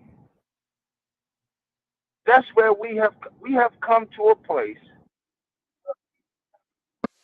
Oh, I'm sorry. I done ran over my 3 minutes. I'm sorry, right here. Okay, but let me ask you this one question and give me a very quick answer. You don't think there's some elements of you don't think there's some elements of our community with the and I'm just being a question asker right now with the black on black crime and all the other things that's going on is our fault that we do that to ourselves? You don't think that could be a possibility? The sling and the drugs. That is a really good question. I'm gonna give you a really quick answer. Mm-hmm. We are taught in the world of counseling that every traumatic experience has a precipitating factor. Mm-hmm. If you have self-induced, if you're the type of person that live your life by self-induced trauma, there's a precipitating factor to that. Mm-hmm. It's easy for us to talk about what the problem is, and you know what? In my opinion, a large part of the focus is to keep you talking about what the problem is. You know why that is? Why is that? Because you'll never figure out where it came from. Mm-hmm. You'll never figure out what the precipitating factor is. So if you never figure out the precipitating factor, guess what you'll never figure out? Mm-hmm. How to solve it. Mm-hmm. Good deal. Accountability. You're not holding nobody accountable. Mm-hmm. All you're doing is talking about the issue. Well, what's the precipitating factor? That's where I'm at, Raheem. Good deal. I'm sorry, y'all. I ain't even take up y'all time. Stay right there, man. We're gonna come back to you. Stay right there. Let's go to Georgia J. Georgia J, what do you say to that? And we got another caller coming to you in just a second or two, caller. Georgia J, what do you say to that, man? They say sometimes some of the things that happen to y'all black people is your own fault. You ain't got to go out there and sling no drugs. You ain't got to kill each other. You ain't got to blase. And they say it's our fault. Georgia J, what do you say to that? I would, Lord have mercy, because there's so many things on my mind. I don't want to take up all your time. It's funny that people say that, but again, I can only, because of what I believe, we reap what we sow. Mm-hmm. The Bible says, whatsoever a man sows, that shall he also reap. Now, yes, we didn't reap being over here in America from our ancestors and stuff like that. That's another part. That's another story for another day. I'm just saying now that we have opportunities to get something. You can work at McDonald's and save your money. You can do all these things. So whatever you do, you're going to reap what you do. If you're out there slinging dope, if you're out there, trying to be a gangster is going to happen to you. If you're out there shooting up people and stealing, robbing people, and trying to hurt somebody, it's going to happen to you. That's just what the Bible says. So I would say in a lot of sense, what people are saying when they say it's your fault, whether it's black people, white people, brown people, now people, whatever you do out there, you is going to come back to you. If you're happy and you nice and pleasant everything to everyone, that's going to happen to you. But if you mean, you got attitude, you want to be miserable to everybody else, you're going to get that in return. You're only getting the mirror effect of what you put out there. Wow. Okay. Captain, good morning, sir. How you doing this morning? Hey, good morning, Raheem. Good morning to the Morning Club family. I'm doing fine. Thanks for asking. Yes, sir. Asking a question. What do you say if a person say that a lot of times, a lot of things that happen to y'all black folks, y'all cause it is y'all own fault, man. Y'all cause it for yourselves. Cap, what do you say to that? Well, dear brother, I most certainly can only imagine when you use the word y'all, that must be coming from somebody of either, well, most certainly, I come to mind the opposite race. Yeah. So I mean, the white folks are saying y'all. If that's the case, then we have to dismiss that being asked from a people who have helped contribute to that kind of behavior. So it's kind of difficult. You asked the question, if it came from us, it carries a little bit more validity because we do have the right to question our own behavior. Yes. But I just got through for training the Flint Police Department Monday. I went through down to Flint and trained the Flint Police. That's my second time. I got about 3 more visits. We trained 20 officers at a time. And you would think that what are you going down to say to them, Captain? You're dealing with the majority of the officers are white. What do you train them, Captain? Well, I've learned I don't give a training to teach them how to relate to us. I stopped that type of training years ago. But I realized that these officers come up in a culture, a police culture. And that police culture dictates their behavior. So when you see the police officers in the hood or in our community, their actions to us are the same no matter what city you go to. And you wonder, well, is they being trained that? That's the culture. In the law enforcement culture, to be kind, caring, and compassionate is weak. They can't be kind. That's weak. They can't be compassionate. That's weak. Because law enforcement is paramilitary. Now, I'm saying it to say this. When you talk about the behavior of black in the hood or in the community, you're talking about a culture that they come out of violence. It's the culture that dictates that kind of behavior that somebody would say, y'all. Now, you want to change the behavior, change the culture. It's just simple mathematics. I go in there and I take a bath. You come behind me and get in the same dirty bath water. And then Tucson get behind you and take a bath in the same dirty bath water. Then when Tucson get out, you say, man, you stink. And you wonder why. So our community is made up of dirty bath water. And that dirty bath water creates a behavior that stinks.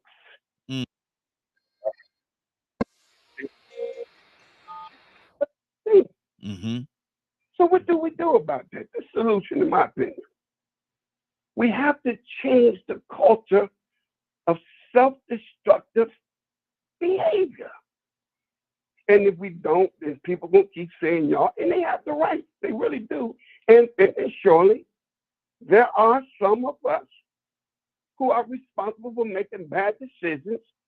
And in making those bad decisions, we got to own up to some of the consequences. Exactly. It kept change the culture. Exactly. You change the behavior. Good deal. Stay right there. That was on my mind. I'm gonna circle back around, come right back to you. Let me go to Leonard. Leonard, what do you say to that, Leonard? A person say a lot of times they come to you, they say, you know, a lot of stuff that happened to y'all black folks, man, is y'all own fault.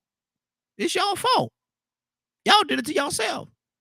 Y'all out there killing each other and black on black crime, shooting each other down in the streets. Y'all the one out there selling them that crack and all that stuff to your people. You know, it's y'all fault. And there's other things. But Leonard, what do you say to that?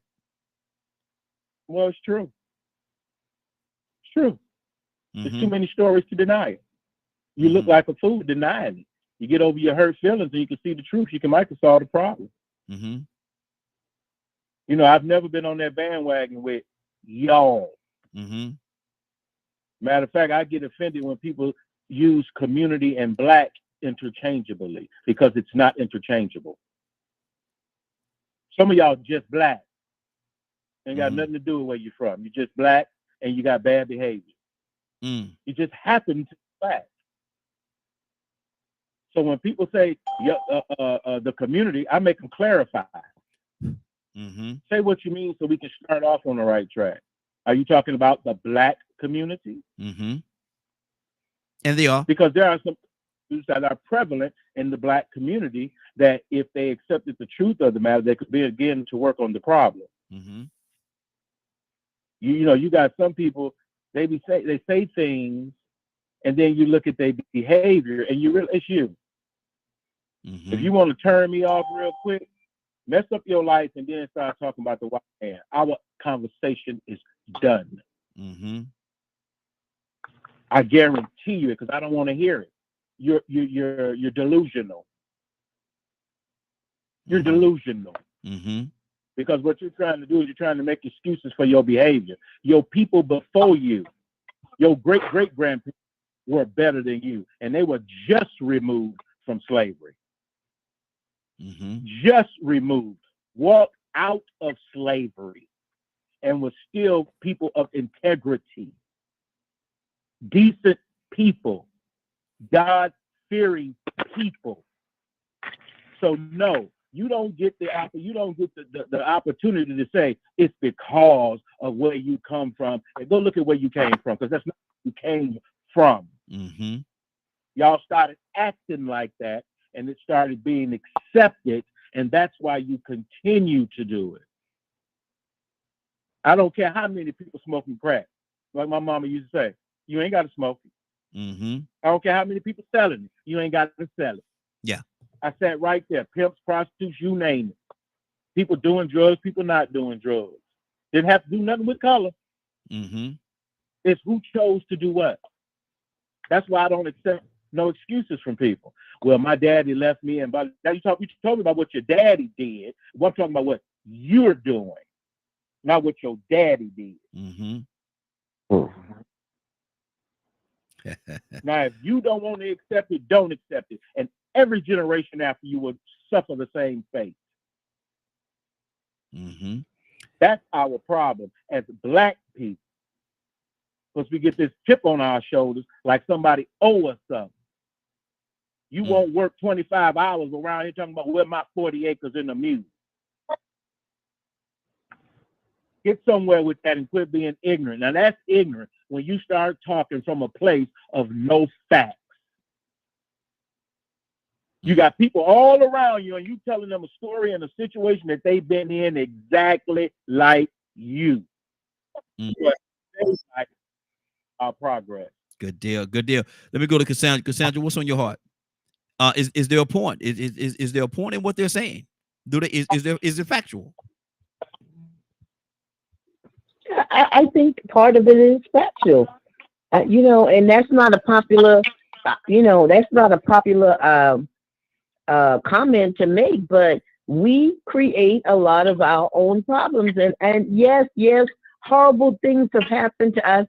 And anybody that know me know that I stand for justice and I stand against, I'm an advocate, but you are not going to tell me that it's somebody else's problem because you coming and breaking into my car and busting out my window and 20-something other old people in the senior building I live in, and this is somebody else's fault that you standing on the corner shooting each other at 2 or 3 o'clock in the morning when I'm trying to sleep, and you ain't gonna tell me it's somebody else's problem that you running up on somebody and stealing their car in our neighborhood, carjacking them, and it's everybody. Man, listen, stop it, because that sounds like we're ignorant when we blame other people for our black on black crime. I don't care what they did. I'm with Leonard on this.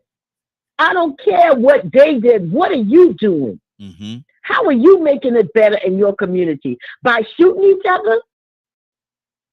I wish Willa was on here, because when she talks about Chicago and the shootings and stuff that she hears about and deals with people she know on a daily basis, come on now. That is painful. I'm telling y'all, at any given night, I'm hearing gunshots right outside my window almost. Wow. What is that? Mm-hmm. Ain't no white people doing that in my neighborhood. Mm-hmm. Man, I'm not. No, I'm done. Wow. Kurt, talk to me, brother. Toussaint, coming to you next. Find your mute button. Toussaint, coming to you next. Kurt, talk to me. I hear what Sis and Leonard is saying. I hear it. I see it. But I can't help but think about that racist that's sitting by and hearing the conversation. Right? I can't help but think about redlining 2.0 that I'm watching go on right here in my city right now on an extremely massive scale. We have become what has been created. And I hear it. I hear, I hear black on black crime. But me personally, I don't think you can talk about black on black crime without talking about white on white crime. Because the crime statistics shows that on the other side of that fence, it is 10 times worse. But see, that's never relayed to the general public. Mm-hmm. Oh, no, God, no, you can't put that out. No. That don't make us look right. I hear it, though.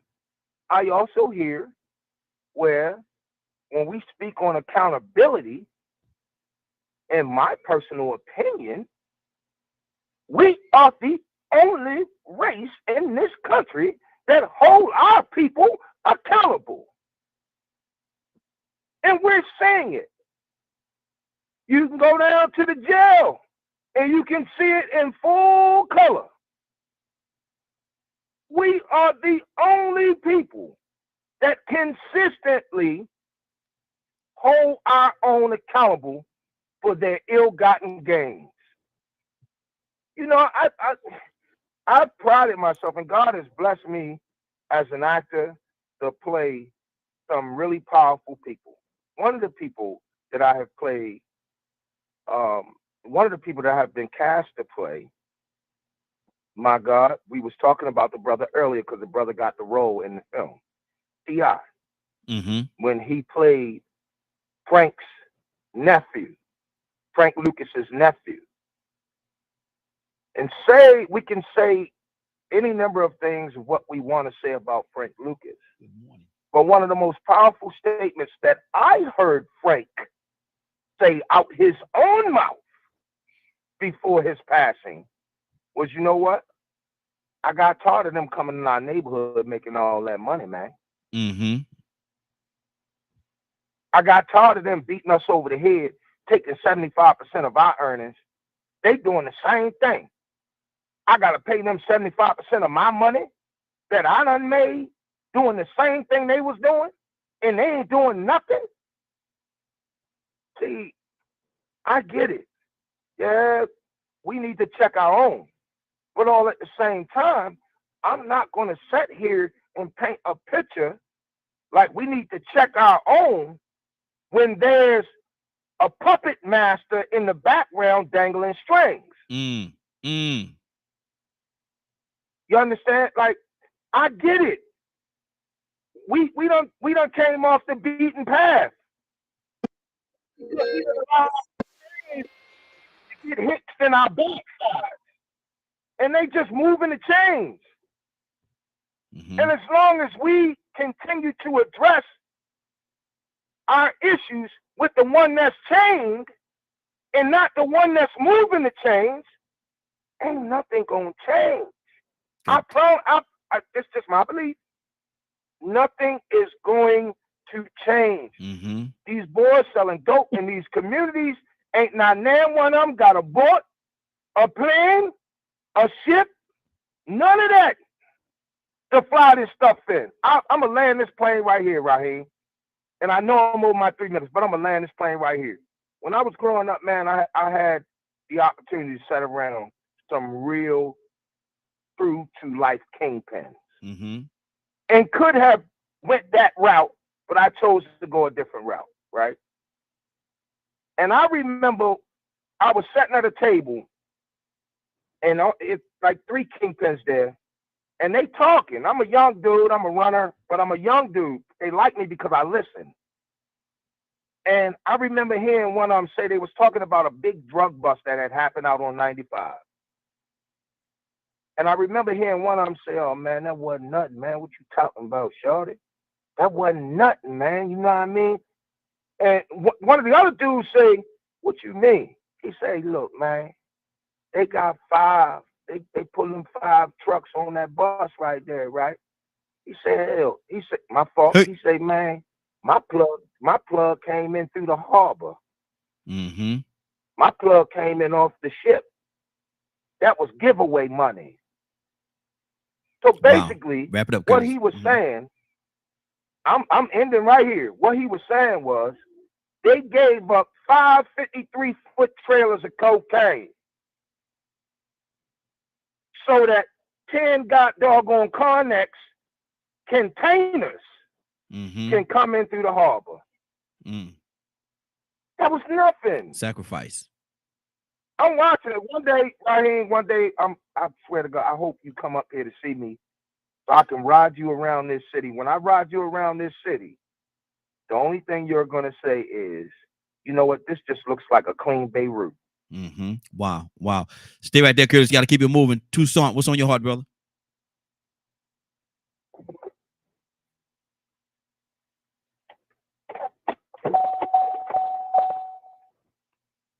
Toussaint, you there?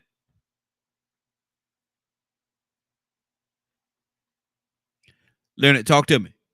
I'll come back to Toussaint. Talk to me, Leonard. Talk to you exactly about what as it relates to What people and their personal choices. Yes, about what's going on and how they can say. Speak to me about what Curtis just said. He was saying that there are certain things that go into play in regards to what we're talking about right now. How do you feel about that? That's a whole different lifestyle. That's a whole different play. If that's the game you like to play, play it. But I didn't live in that world. I was not part of that world. That's what people was doing around me. I didn't even get into, I tell people this way, I never wanted to be a bad guy. Ask yourself that. Just that question. Thanks for the likes, y'all. Do you want to be a bad guy? Yes or no? It ain't about nobody else. Do you want to be a bad guy? Please share the broadcast. Share the broadcast. Because that's the only question really there is. I let people live the life they're gonna live, and then I separate myself from them if I don't approve. Now they can keep doing what they're doing, but it has no influence over me because I have a life. What I look like sitting there talking about, I did this because Tony told me to. Well, who the hell is Tony? Hey.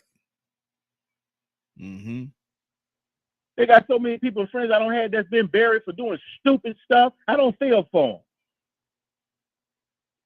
because we watched it. We talked about it. We had all the bad examples. We knew what not to do. But some people chose to do it anyway. Despite their upbringing. Why do you think that is? Why do you think that is? All of that. Leonard, why do you think that is? Because they wanted to. They chose it. They desired it. Every person in BS right now that I know coming up talked about doing it. They flashed in front of each other. Look what I got. Look what I got. Look how I got it. Look what man, you need to get out here and do this. Hey, you want to work with me? They was recruiting just like the military.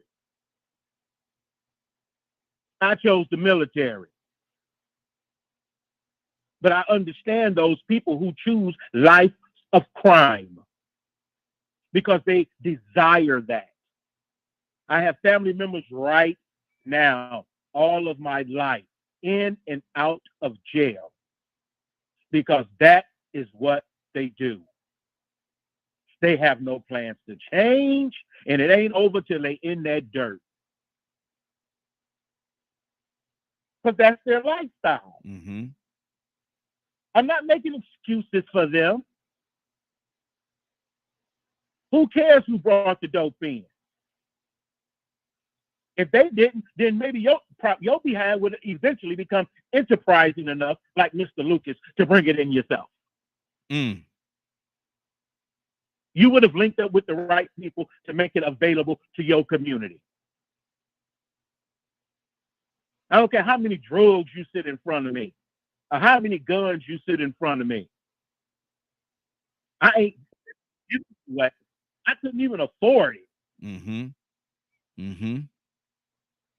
Wow, good deal, good deal. But that's why I get involved, because I couldn't afford the cost, and I wasn't about to risk my life for it. Nothing more, nothing less. Good deal, good deal. Stay right there for a second, Leonard. 508-924-3521, 508-924-3521. And I'm sure you all could tell everybody have their own take on this part of the conversation that we're talking about right now. Everybody have their own take on it. Everybody feel the way that they feel. We're not here to give anybody their opinion. We're here to listen. We're here to have a conversation. We'd love to have you as a part of it as well. Give us a call, 508-924-3521. And as we're talking right now, some of the things that happen to U.S. Black people, some of the things that a person says this is not me talking, this is somebody else saying this, but some of the things that happen to U.S. Black people is your own fault. You did it to yourselves. Do you agree with that? Do you disagree? What is on your heart concerning that? Badger, talk to me. You know, as a half-blood on here with white skin, it's interesting because I hear the comments of Curtis and I hear the comments of Leonard. And then being an outsider looking in, right? I've got to weigh both perceptions, both opinions, right? To if I'm going to draw any conclusion, if I'm going to be a part of any of the conversations, or anything of that nature, right?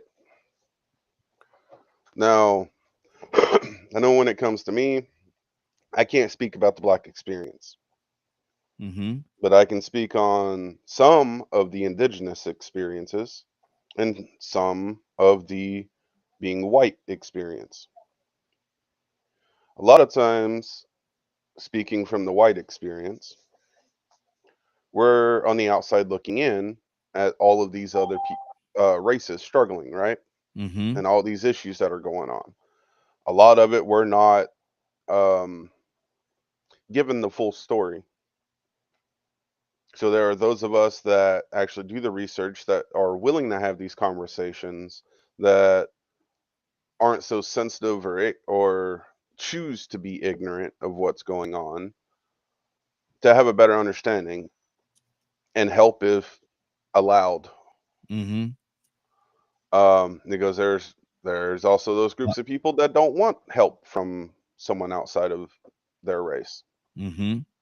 So I see where Leonard's coming from. I also understand where Kurt's coming from. And to me, that's where, now this is an outside looking in, right? The things I've learned from counseling, the things I've learned being a mental health advocate, my personal experiences, and things of that nature. There's a lot of similarities that we're all fighting. Mm-hmm. We're all fighting an evil force that don't want us to get along.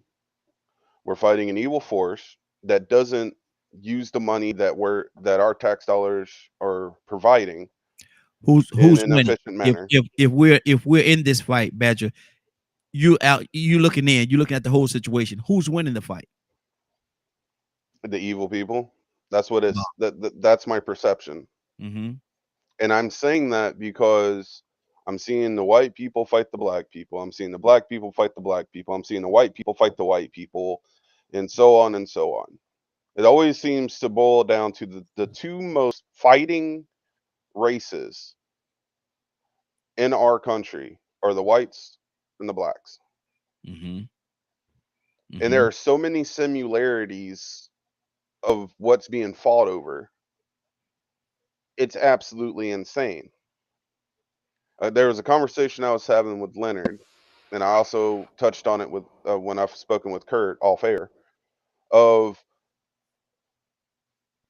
there are communities that teach young white kids that they have less privilege than other races, which teaches animosity, teaches anger, teaches envy, and all other things. It instills that in them. So as they grow up, until they learn different, they have that in their head. So the way they look at situations is going to be very skewed Mm-hmm. until they learn to know better. Good deal. Good deal. Badger, hold on for a second. You're 3 minutes about a minute ago, but I want to keep this thing going. We got another caller. Caller, what's your name? Where you calling from? Hey, Raheem. Yes. Hey, Raheem. I wanted to add on to that. This is Don. I'm more on the side of Leonard because it is a personal choice. But what Obedi was saying just then about you grow up and you're taught that you have less privilege because you come from a certain demographic. That's kind of just the life of it until you hit that fact. And this where's the clash of Curtis and Leonard kind of meet about you could choose that route all you want to. Mm-hmm. You could choose good, you could choose to be an individual, you could choose to separate yourself, but until life hits you and remind you that they see you just as any other black person or with bigotry and say, hey, we're going to disenfranchise you, we're going to slap the book at you, even though you did the same thing that Sally or John did, we're going to give you 3 times worse or 5 times more. So I think the systemic bigotry inside of our justice system is still there. And black kids are taught that, hey, be very, very respectful, be like utmost respect to your authority, utmost respect to people that have power, because you never know what kind of ill intent are behind their judgments, right? It's been a historical fact that we've been judged differently than our counterparts, and that in itself has kind of caused a ripple effect into the black community. It's been time and time again where it's like, oh well, hey, you say a certain thing or you talk a certain way, then we're going to look at you different. But not only that, you could be a Leonard walking down the street minding his own business. Leonard is a powerful brother. He knows better. He's very intelligent. He has the book of knowledge inside of his head. So you can't come at him with any kind of clash of information that's going to make him feel inferior or less than until the opponent decides that I don't like your intelligence. I don't like that you think that you're better than me. And then you get into a position to where you could get pulled over for a traffic ticket. And it's just your lucky day that someone comes and, have that feeling about themselves. And I want to show my authority. I want to exert myself. Now, if Leonard gets out of that situation, yeah, he can make that person live in hell and get him to lose his badge. But what if he doesn't make it out of that situation? What if they Wow. say, today is the day that I show you who's in power, who's in Mm-hmm. charge. Mm-hmm. You know, so it's a very nasty unbalance or song and dance that we do, as Buddy just said. Like, there's a lot of fight, but don't get it twisted. There is a ripple effect of, you know, a broken system that is in effect that we all hereby, and we teach our kids accordingly to make sure that they understand it's unfair out here.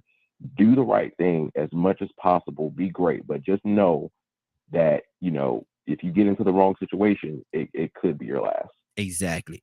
Wow, it's a lot tied into that, and that's why I wanted to talk about this thing right here, man, because it's so many different levels on this thing, and I knew everybody wasn't going to agree. Everybody gonna have their own stance on it, and so but it's real, but it's absolutely real. This is a real topic. This is something that's really going on today, and you have real elements out there that want to keep, like Badger was saying, to a certain degree, want to keep people separated.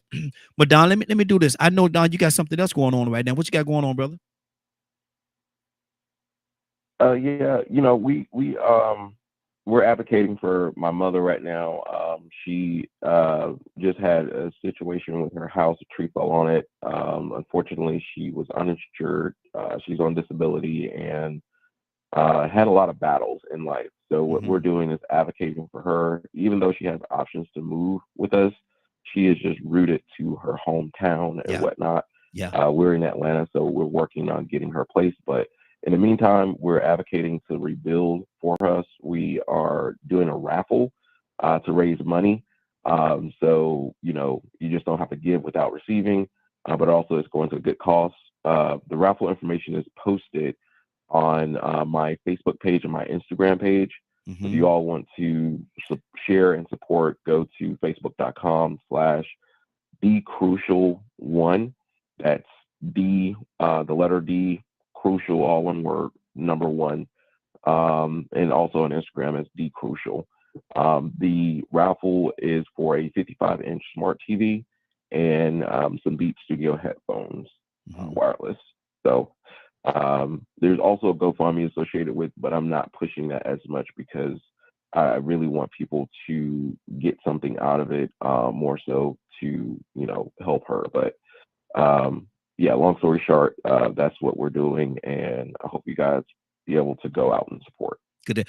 Share that on my Facebook. Put that on my Facebook page. I'm gonna share it on all my pages as well. But, you know, just put it on my page. Then when I get done, I make sure I share it so everybody can see. Anybody have any questions about what Don's doing? And I think it's a great cause, man. I really do. And does anybody have any questions? I have a question if you don't mind. It's Triple J. Go ahead. Your phone is very low, brother. Talk directly into your phone. We can barely hear you. My apologies. Can you hear me? Yes, much better. Much better. Yeah. I'm sorry about that. I had it on my speaker. Okay. If you don't want to be in a raffle, you just want to have if you just want to give a donation for this, is there a Cash App or anything that we can give? Yeah.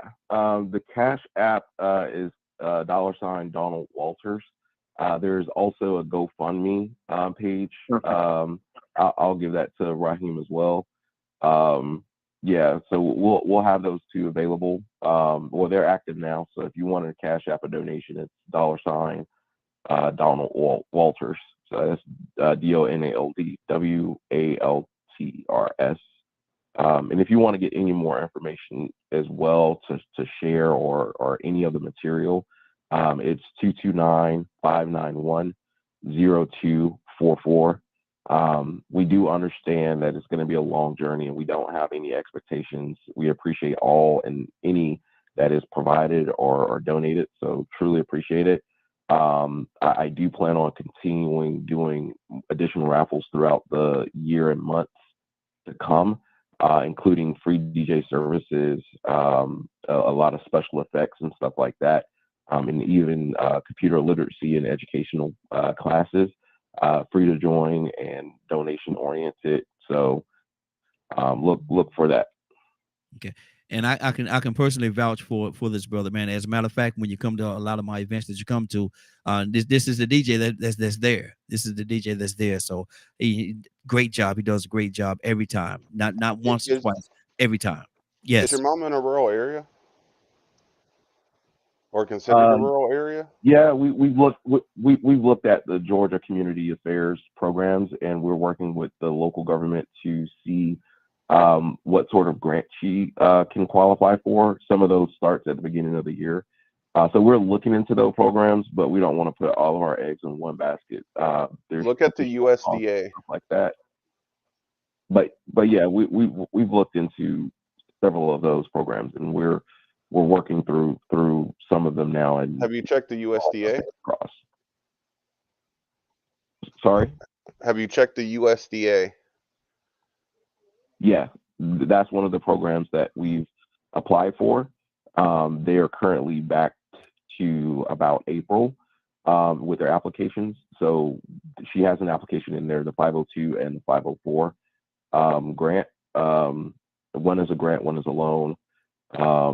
And that's the USDA Rural Development Program. And then there's the Georgia Affairs one for their site, which can grant the local community funds to rebuild houses and stuff like that, which is a really cool program. It's not marketed a whole lot, but we've done a lot of diligent research, and I will say we don't have high hopes for it, but we're just putting our hats in the bucket, and we'll see what comes of it. But we're just not we're just not going to wait around for it. Yeah, exactly.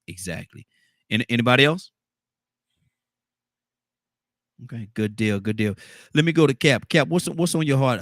There's a lot of things going on with the topic that we was talking about earlier. And some people really believe as though it is our fault. We created these demons for ourselves. Cap, what do you say to that? Raheem, everybody gave a piece of the puzzle, and I think that's sufficient. I don't have no more to say about that. I just think everybody, whoever we're trying to appease by answering that question, I think everybody did a great job in giving their opinion and their compassion about the answer. I have no more to add to that, dear brother. Okay, good deal. Cassandra, you there? Yeah. What's on your heart? Talk to me. Yeah, no, well, those that know me know that I fight very hard for our people. Mhm. But you really can get discouraged sometimes when you live in an environment where you see our people doing the damage. And I hate having to say that. But, even the word of God says that the truth will make you free. Mhm. So if it's the truth, it's the truth. We do a lot of damage in our own communities. Are there mitigating factors that may come into play? Yeah, but nobody, I'm still with Leonard on this. Nobody makes you get out there and shoot another black man. Nobody makes you rob somebody. Nobody makes you, I'm doing it because the white man, Miss Cassandra, I broke into your car. I busted out your window that you have to pay for on a fixed salary. I did that, Miss Cassandra, because a white man mistreated my grandmother, and my great grandmother was a slave, and they don't treat me right. So I'm going to bust out your window. I'm going to break into your apartment. I'm going to shoot outside your window at 2, 3 o'clock in the morning. What the hell? That sounds ignorant. Mm-hmm. That sounds ignorant. I'm sorry. It makes us sound stupid. I'm sorry, but I'm telling you, man, and nobody fights harder than me for our people. But you get tired of the same old crap over and over again. Mm-hmm. No, man. I live this every day. I'm not. Mm-mm. Good deal. I'm sorry. I'm done. Good. Toussaint, you back with us? Toussaint, you there? Yeah, I mean the mute button. Talk to me. Yeah, yeah. I just don't let nobody come to me with no scenario putting me in the box with nobody. So when you say y'all, I'd be like almost like Cassandra, like who the heck is y'all? First of all, and get away from me with that stupid stuff, because I ain't got nothing to do with that. Because I make sure that don't come to my yard, whatever that is that you consider y'all. Because don't bring it to me. Every once in a while, you got to be an individual. Most of the time, it's best that you be an individual. You talk about this, we gonna do what? Because some don't want to. So I don't socialize with that environment, period. I'll never include myself with folks that's negative, that do crazy stuff. No, that's not a we. That's not a y'all. That's them. Yeah. Whoever they are. You hear what I'm saying? Because some people, just like the first topic that we had, bring it on yourself. Yeah. Because you don't listen to nobody. Nobody can tell you nothing. No advice is good, but your own. Who listens to their own advice? Not many people. They give it, but they don't take it. Yeah. So the advice that you give is best for you. It took me a long time to try that. You know that? It took me a long time to take my own advice. Wow. Giving advice to others. It's easier. And passing it out like it's free cheese. And wouldn't take it. Yeah. So now sometimes we got to take our own advice. We want to advise. I don't have no advice for other people in other neighborhoods. I don't have no advice for other people's children. I tell you what I do with mine. And if that works for you, well, you might want to try it. If it don't work, we'll keep moving. But don't come to me with no y'all. Hey, y'all come again with that.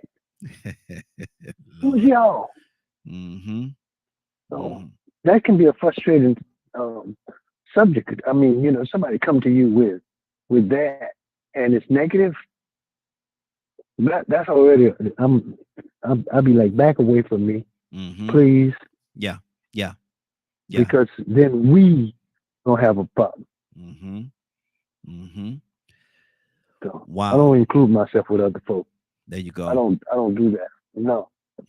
That's good. That's good. Joetta, good morning, young lady. How you doing this morning? All right. How you doing? Hey, doing good. Good to have you asking a question. What do you say if a person come to you and they say this right here? Some of the things that happen to y'all black folks is your own fault. Y'all the one out there black on black crime. Y'all the one out there slinging that crack. Y'all the one out there tearing up your neighborhoods. Y'all the one that blase. It's y'all fault. Jordan, what do you say to that? No, it's our own fault because you don't have to tear up your own neighborhood.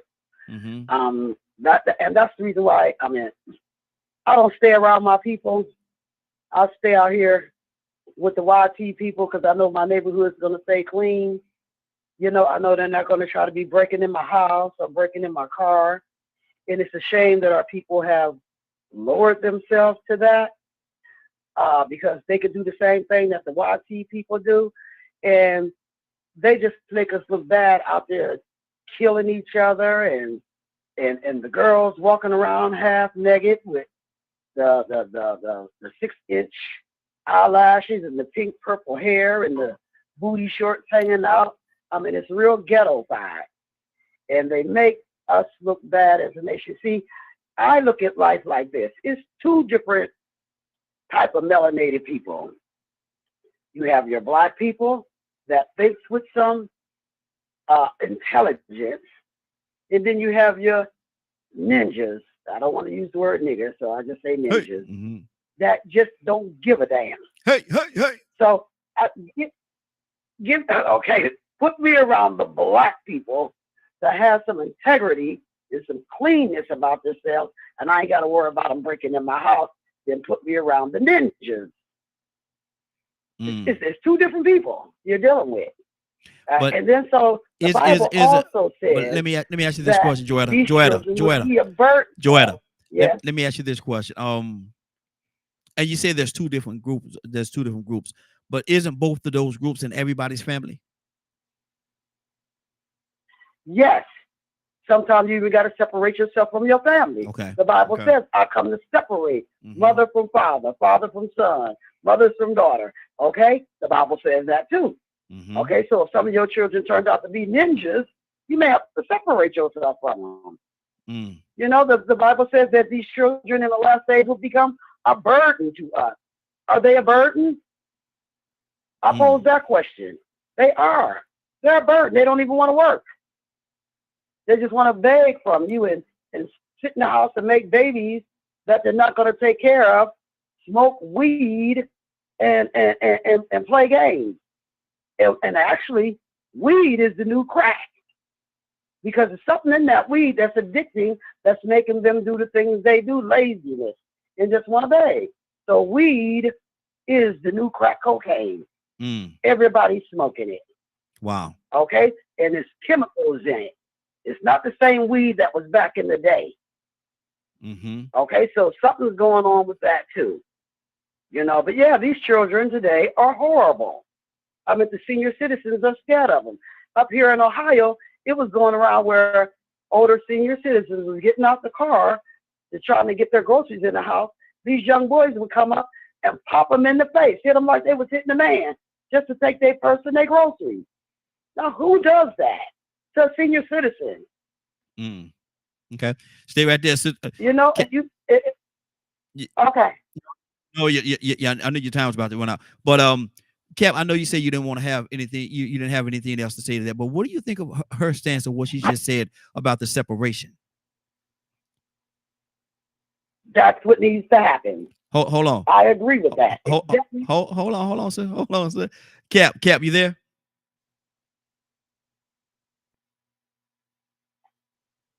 Oh, I think we might have just lost Cap. Leonard, talk to me.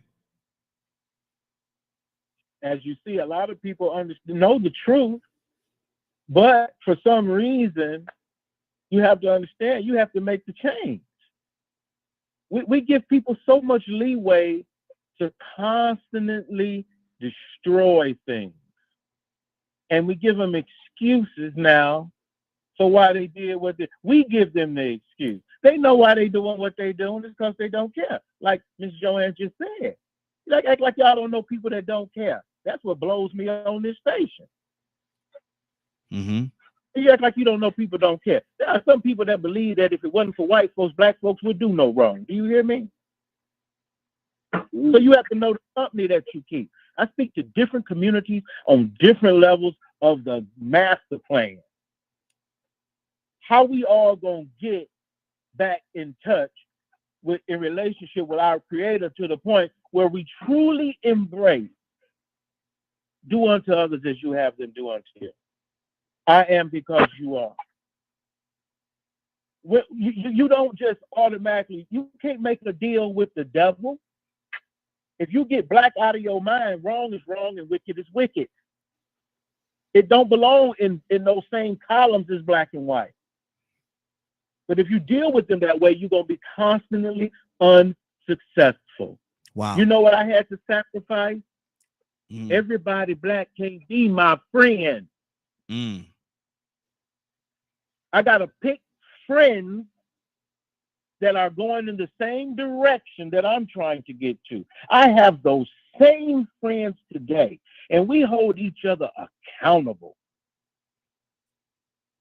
We were determined back then not to be those statistics. We're the same little boys that don't grew up now. We in our 50s with families of our own.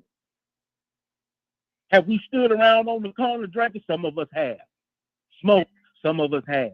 Game, some of them have. But there's a tight circle that some people can't get into.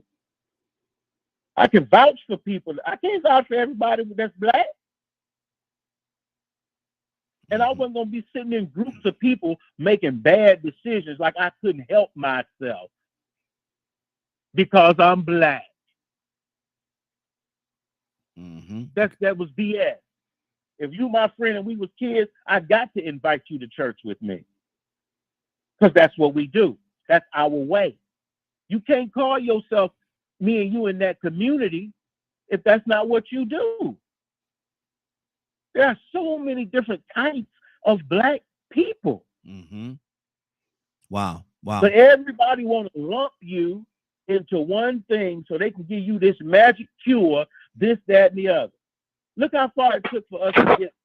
I still don't understand the black ain't beautiful. When was black not beautiful?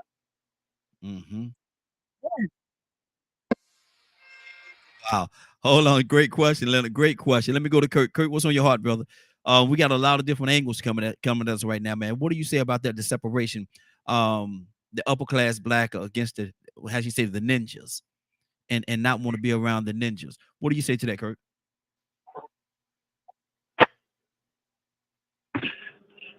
I say the Willie Lynch letter. That's what I say.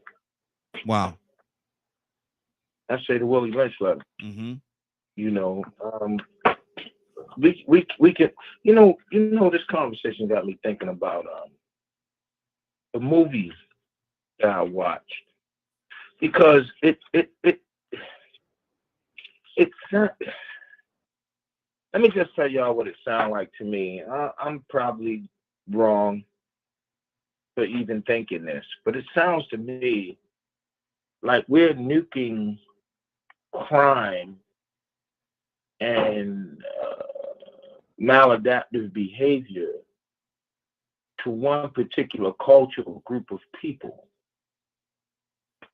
And if I go with that premise, then I have to accept the fact that it's something that has been done over my lifetime, and I'm 51 years old. And I had a chance to live at the very, very bottom of society, and I've had the chance to live almost at the top of society. God has blessed me to be that kid. And you know what? When I was selling dope, I made more money at the top of society than I ever made when I lived at the bottom. You know what? I saw more spouse abuse when I was living at the top of society than I ever saw at the bottom. You know what? I saw more maladaptive behavior by children at the top of society than I ever saw at the bottom. I think sometimes we get caught in this vacuum where we speak on our experiences from what is being shown to us and what we're seeing with the naked eye, without making the adjustment of what the eye can't see, but what we know exists. Or what the eye sees immediately as opposed to what the eyes have seen over a course of time. But when I hear that, I can't help but think about the Willie Lynch letter. Wow. It's another means to separate a group of people from a sect. Because the truth be told, if all of us came together and spoke against the very same classism and racism that is perpetuated in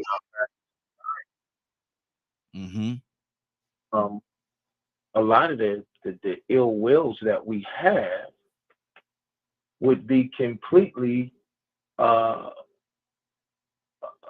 destroyed. Wow. Good deal. It's supposed to keep us separate. Good deal. There's an initiative in that, man. Exactly. Don, talk to me, brother. Yeah, Tucson or me? about and Marine had this slogan, had this saying, "No man left behind." You know, naturally mean no man and no woman left behind. Are we willing to leave a certain part of our community behind because they don't have the mindset that we have? Nah, I think, you know, a positive person is a positive person, and a negative person is a negative person. Mm-hmm. But there are different levels of intellect, right? So I've had some friends who knew from the jump, or like kindergarten, that they wanted to be like a truck driver. Mm-hmm. My dad, he worked at a plant, and he was like, I don't want you to work in a plant. I don't want you to work with your hands so much where you don't know if you're going to get laid off and stuff like that. So he pushed us more of an academic route. Mm-hmm.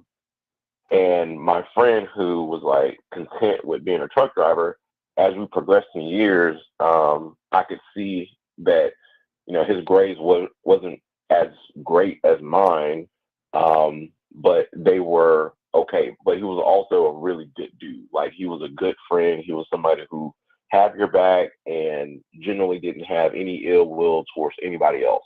Mm-hmm. So that's where we click. That common denominator is being a good person. Yes. Right. The intellectual difference, all right, you can see some separation there, and you go your separate routes. But at the end of the day, you support people who want to get to a goal. You support people who are positive, and people who are, you know, trying to do good, you know, for themselves and others, you know. But there are, like, on that other side where there's negative people who, you know, maybe they had a different upbringing. Maybe they grew up in this house where they had a broken home and didn't have a whole lot of resources, and started making, you know, very bad decisions. And as time progressed, you know, sometimes you kind of lose them, right? Yeah. There's a certain point in life that everyone has where they're gone. They're just about gone for good. There's only so much you can do without losing yourself. Mm-hmm. And you just have to stand on that one premise.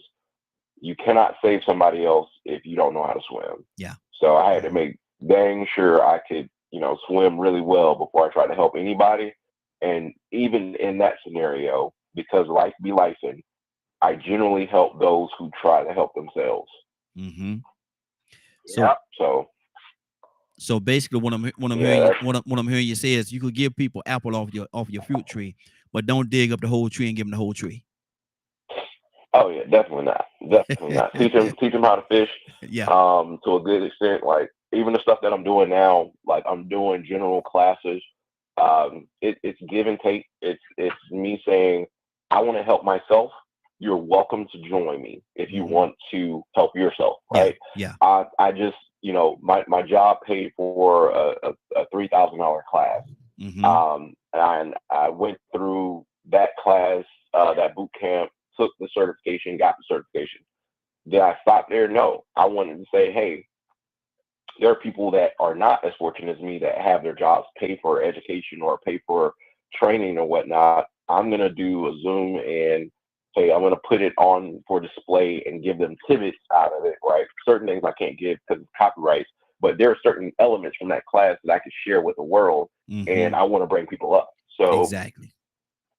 In posting, I casted a very big net. Maybe I only caught 2 or 3 fish, but those 2 or 3 fish are important to me. Absolutely. Like, hey, you guys said you wanted to listen, you wanted to learn, you wanted to do. If you show that interest, I'll do whatever it takes to get it to you. Mm-hmm. So that's my point on it. It's good deal, good, and appreciate it. Definitely appreciate it. Joy for Jay, you there? Joy for Jay, you there? Joy for Jay. Yes, I'm here. I'm here, my friend. Talk to me. What's on your heart, brother? Well, I was just thinking as we're talking, and then we're dealing with this issue. I mean, again, you know me. I'm trying to get more in the word than I am now. And the Bible tells us in Ephesians that we're not wrestling against flesh and blood. And that's what I would tell people. Listen, it's not a black thing, a white thing, or any kind of ethnic thing. The problem is sin. The whole problem is sin. We were born in sin, shaped into iniquity, and we don't want to shake that that thing that we were born in. We don't want to do right. Some people don't want to do right. Even the Bible says, well, Paul said, when I would do good, evil was there. Mm-hmm. So every time I want to do good, evil's right there. So we have that choice. We're just making the wrong choices. Some of us are. I thank God that I'm able now to make better decisions, because before, when I was making the wrong decisions, I was leading myself to death. Yeah. Yeah. Thanks be unto the Most High that now I'm trying to live right. I'm trying to do the right things. I'm putting out great energy, if you will, so that those things that I dish out now is coming back to me, instead of me dishing out death with the drinking and smoking and the partying and the sleeping around and lying. Now I'm being happy. I'm trying to encourage someone. I'm trying to, be just that light that Christ told us to be, so that I get the same thing in return. So that makes me victorious. Exactly. And so I think that it's not a black-white thing or the color issue. It's a sin issue. Mm-hmm. And that's what I have to say about that. Good deal. Good deal. Cassandra, talk to me. Ready to get out of here. Talk to me, Cassandra. Yeah, I agree with everything that everyone has said. I want so much to see, everybody, and especially our people, realize that we need to be the change that we want to see. We have to be that change agent. I'm not waiting for any white person to come in my community and make the changes that need to be done. I believe we have to do the work ourselves. They have to fix whatever's going on in their communities. We have to fix what's going on in our communities, and we can't stand back and be afraid. We are so afraid of our own people, and we have a reason to be afraid of some of them. I'll be totally honest. But until we get out there and try to do the work, I love what Cap does. He's with peacekeepers. They go out, they talk to these young people in the community about violence and, different things. That's amazing. I don't have any group like that working in my community. I go out, I talk to young people on my own. When I see them doing things wrong, I say something. I don't be quiet. And, they'll cuss you out. Maybe I've never had one cuss me out yet. No group that I've ever approached when they were doing things wrong. But we can't expect for other people to do that in our community. I'm just saying. Absolutely. Absolutely. You got Okay, somebody got. I would have had him on earlier. So why you got him on now?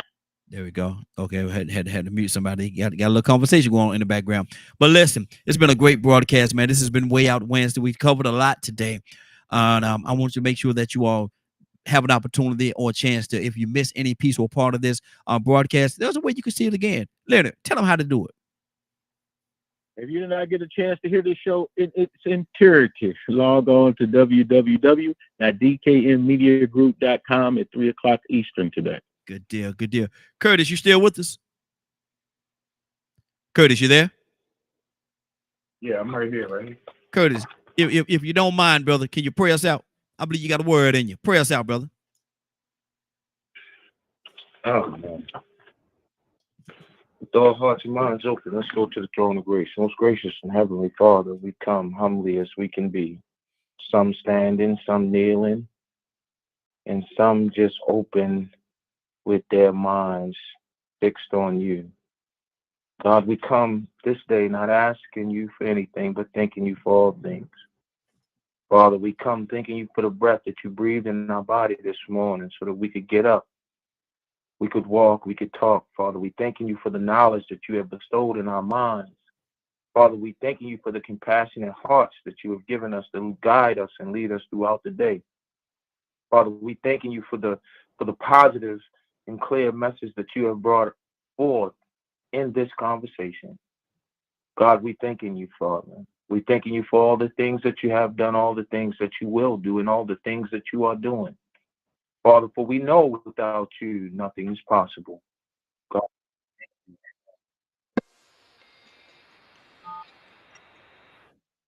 Sorry about that. God, we thanking you for the message and the words that you have laid on the song that tells us when to just let your word be your word. Let your deed be your deed. Let your knowledge be your knowledge.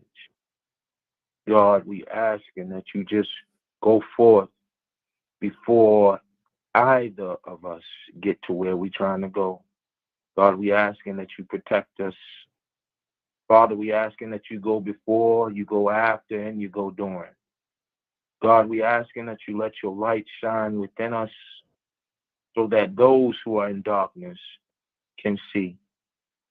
God, we asking that you just continue to keep your healing hand on all of those, all of us who are going through some kind of medical issues and find sometimes that we don't know what else to do or where else to turn.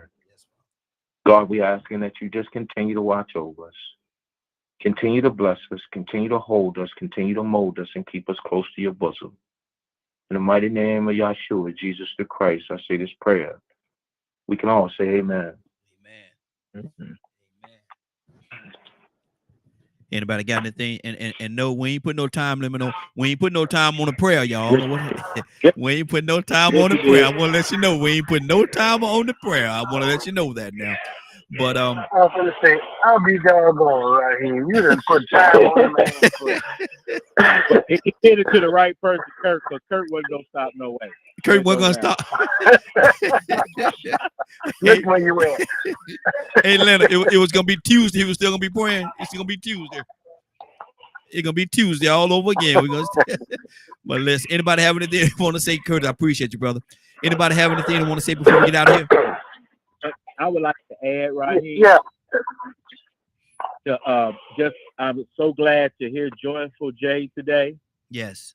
And I often think of his perspective and the other brother that was speaking. He pretty much turn your phone off and turn it back on. Plan has been. Yeah. And that's a brother. That's a true brother that I can call a part of my community because he's about the same thing that I'm about. Exactly. Good deal. Anybody else have anything else you want to say? Well, with that being said, it's been a great broadcast. I want to thank everybody for joining us. And more than that, I want to thank you for allowing DK Media Group and Associates and the Morning Glow for being a part of your morning. It is now 10:04. You're about to exit the Morning Glow. But before you go, I want you to do me two favors, if you will. One, I want you to continue to pray for us because we are certainly praying for each and every one of you. Number two, why this is real simple. I want you to go out there, find somebody, and give them a hug because you never know. It could be the only hug that they get, or it could very well be their last. Love you, and ain't nothing you can do about it. Have a great day and a better tomorrow. And we shine some of this light in you from the Morning Glow. Take it out there into this wicked and cruel world that we live in and let your light so shine. If you get an opportunity, give somebody some love. You just might find some love in return. Won't that be a beautiful thing? Have a great day. Take care of each other. And please, please, please be blessed. Talk to you tomorrow morning. God say the same. Give somebody some love and truth. They would appreciate it, and I'm sure that you will as well. Have a great day. Love you all.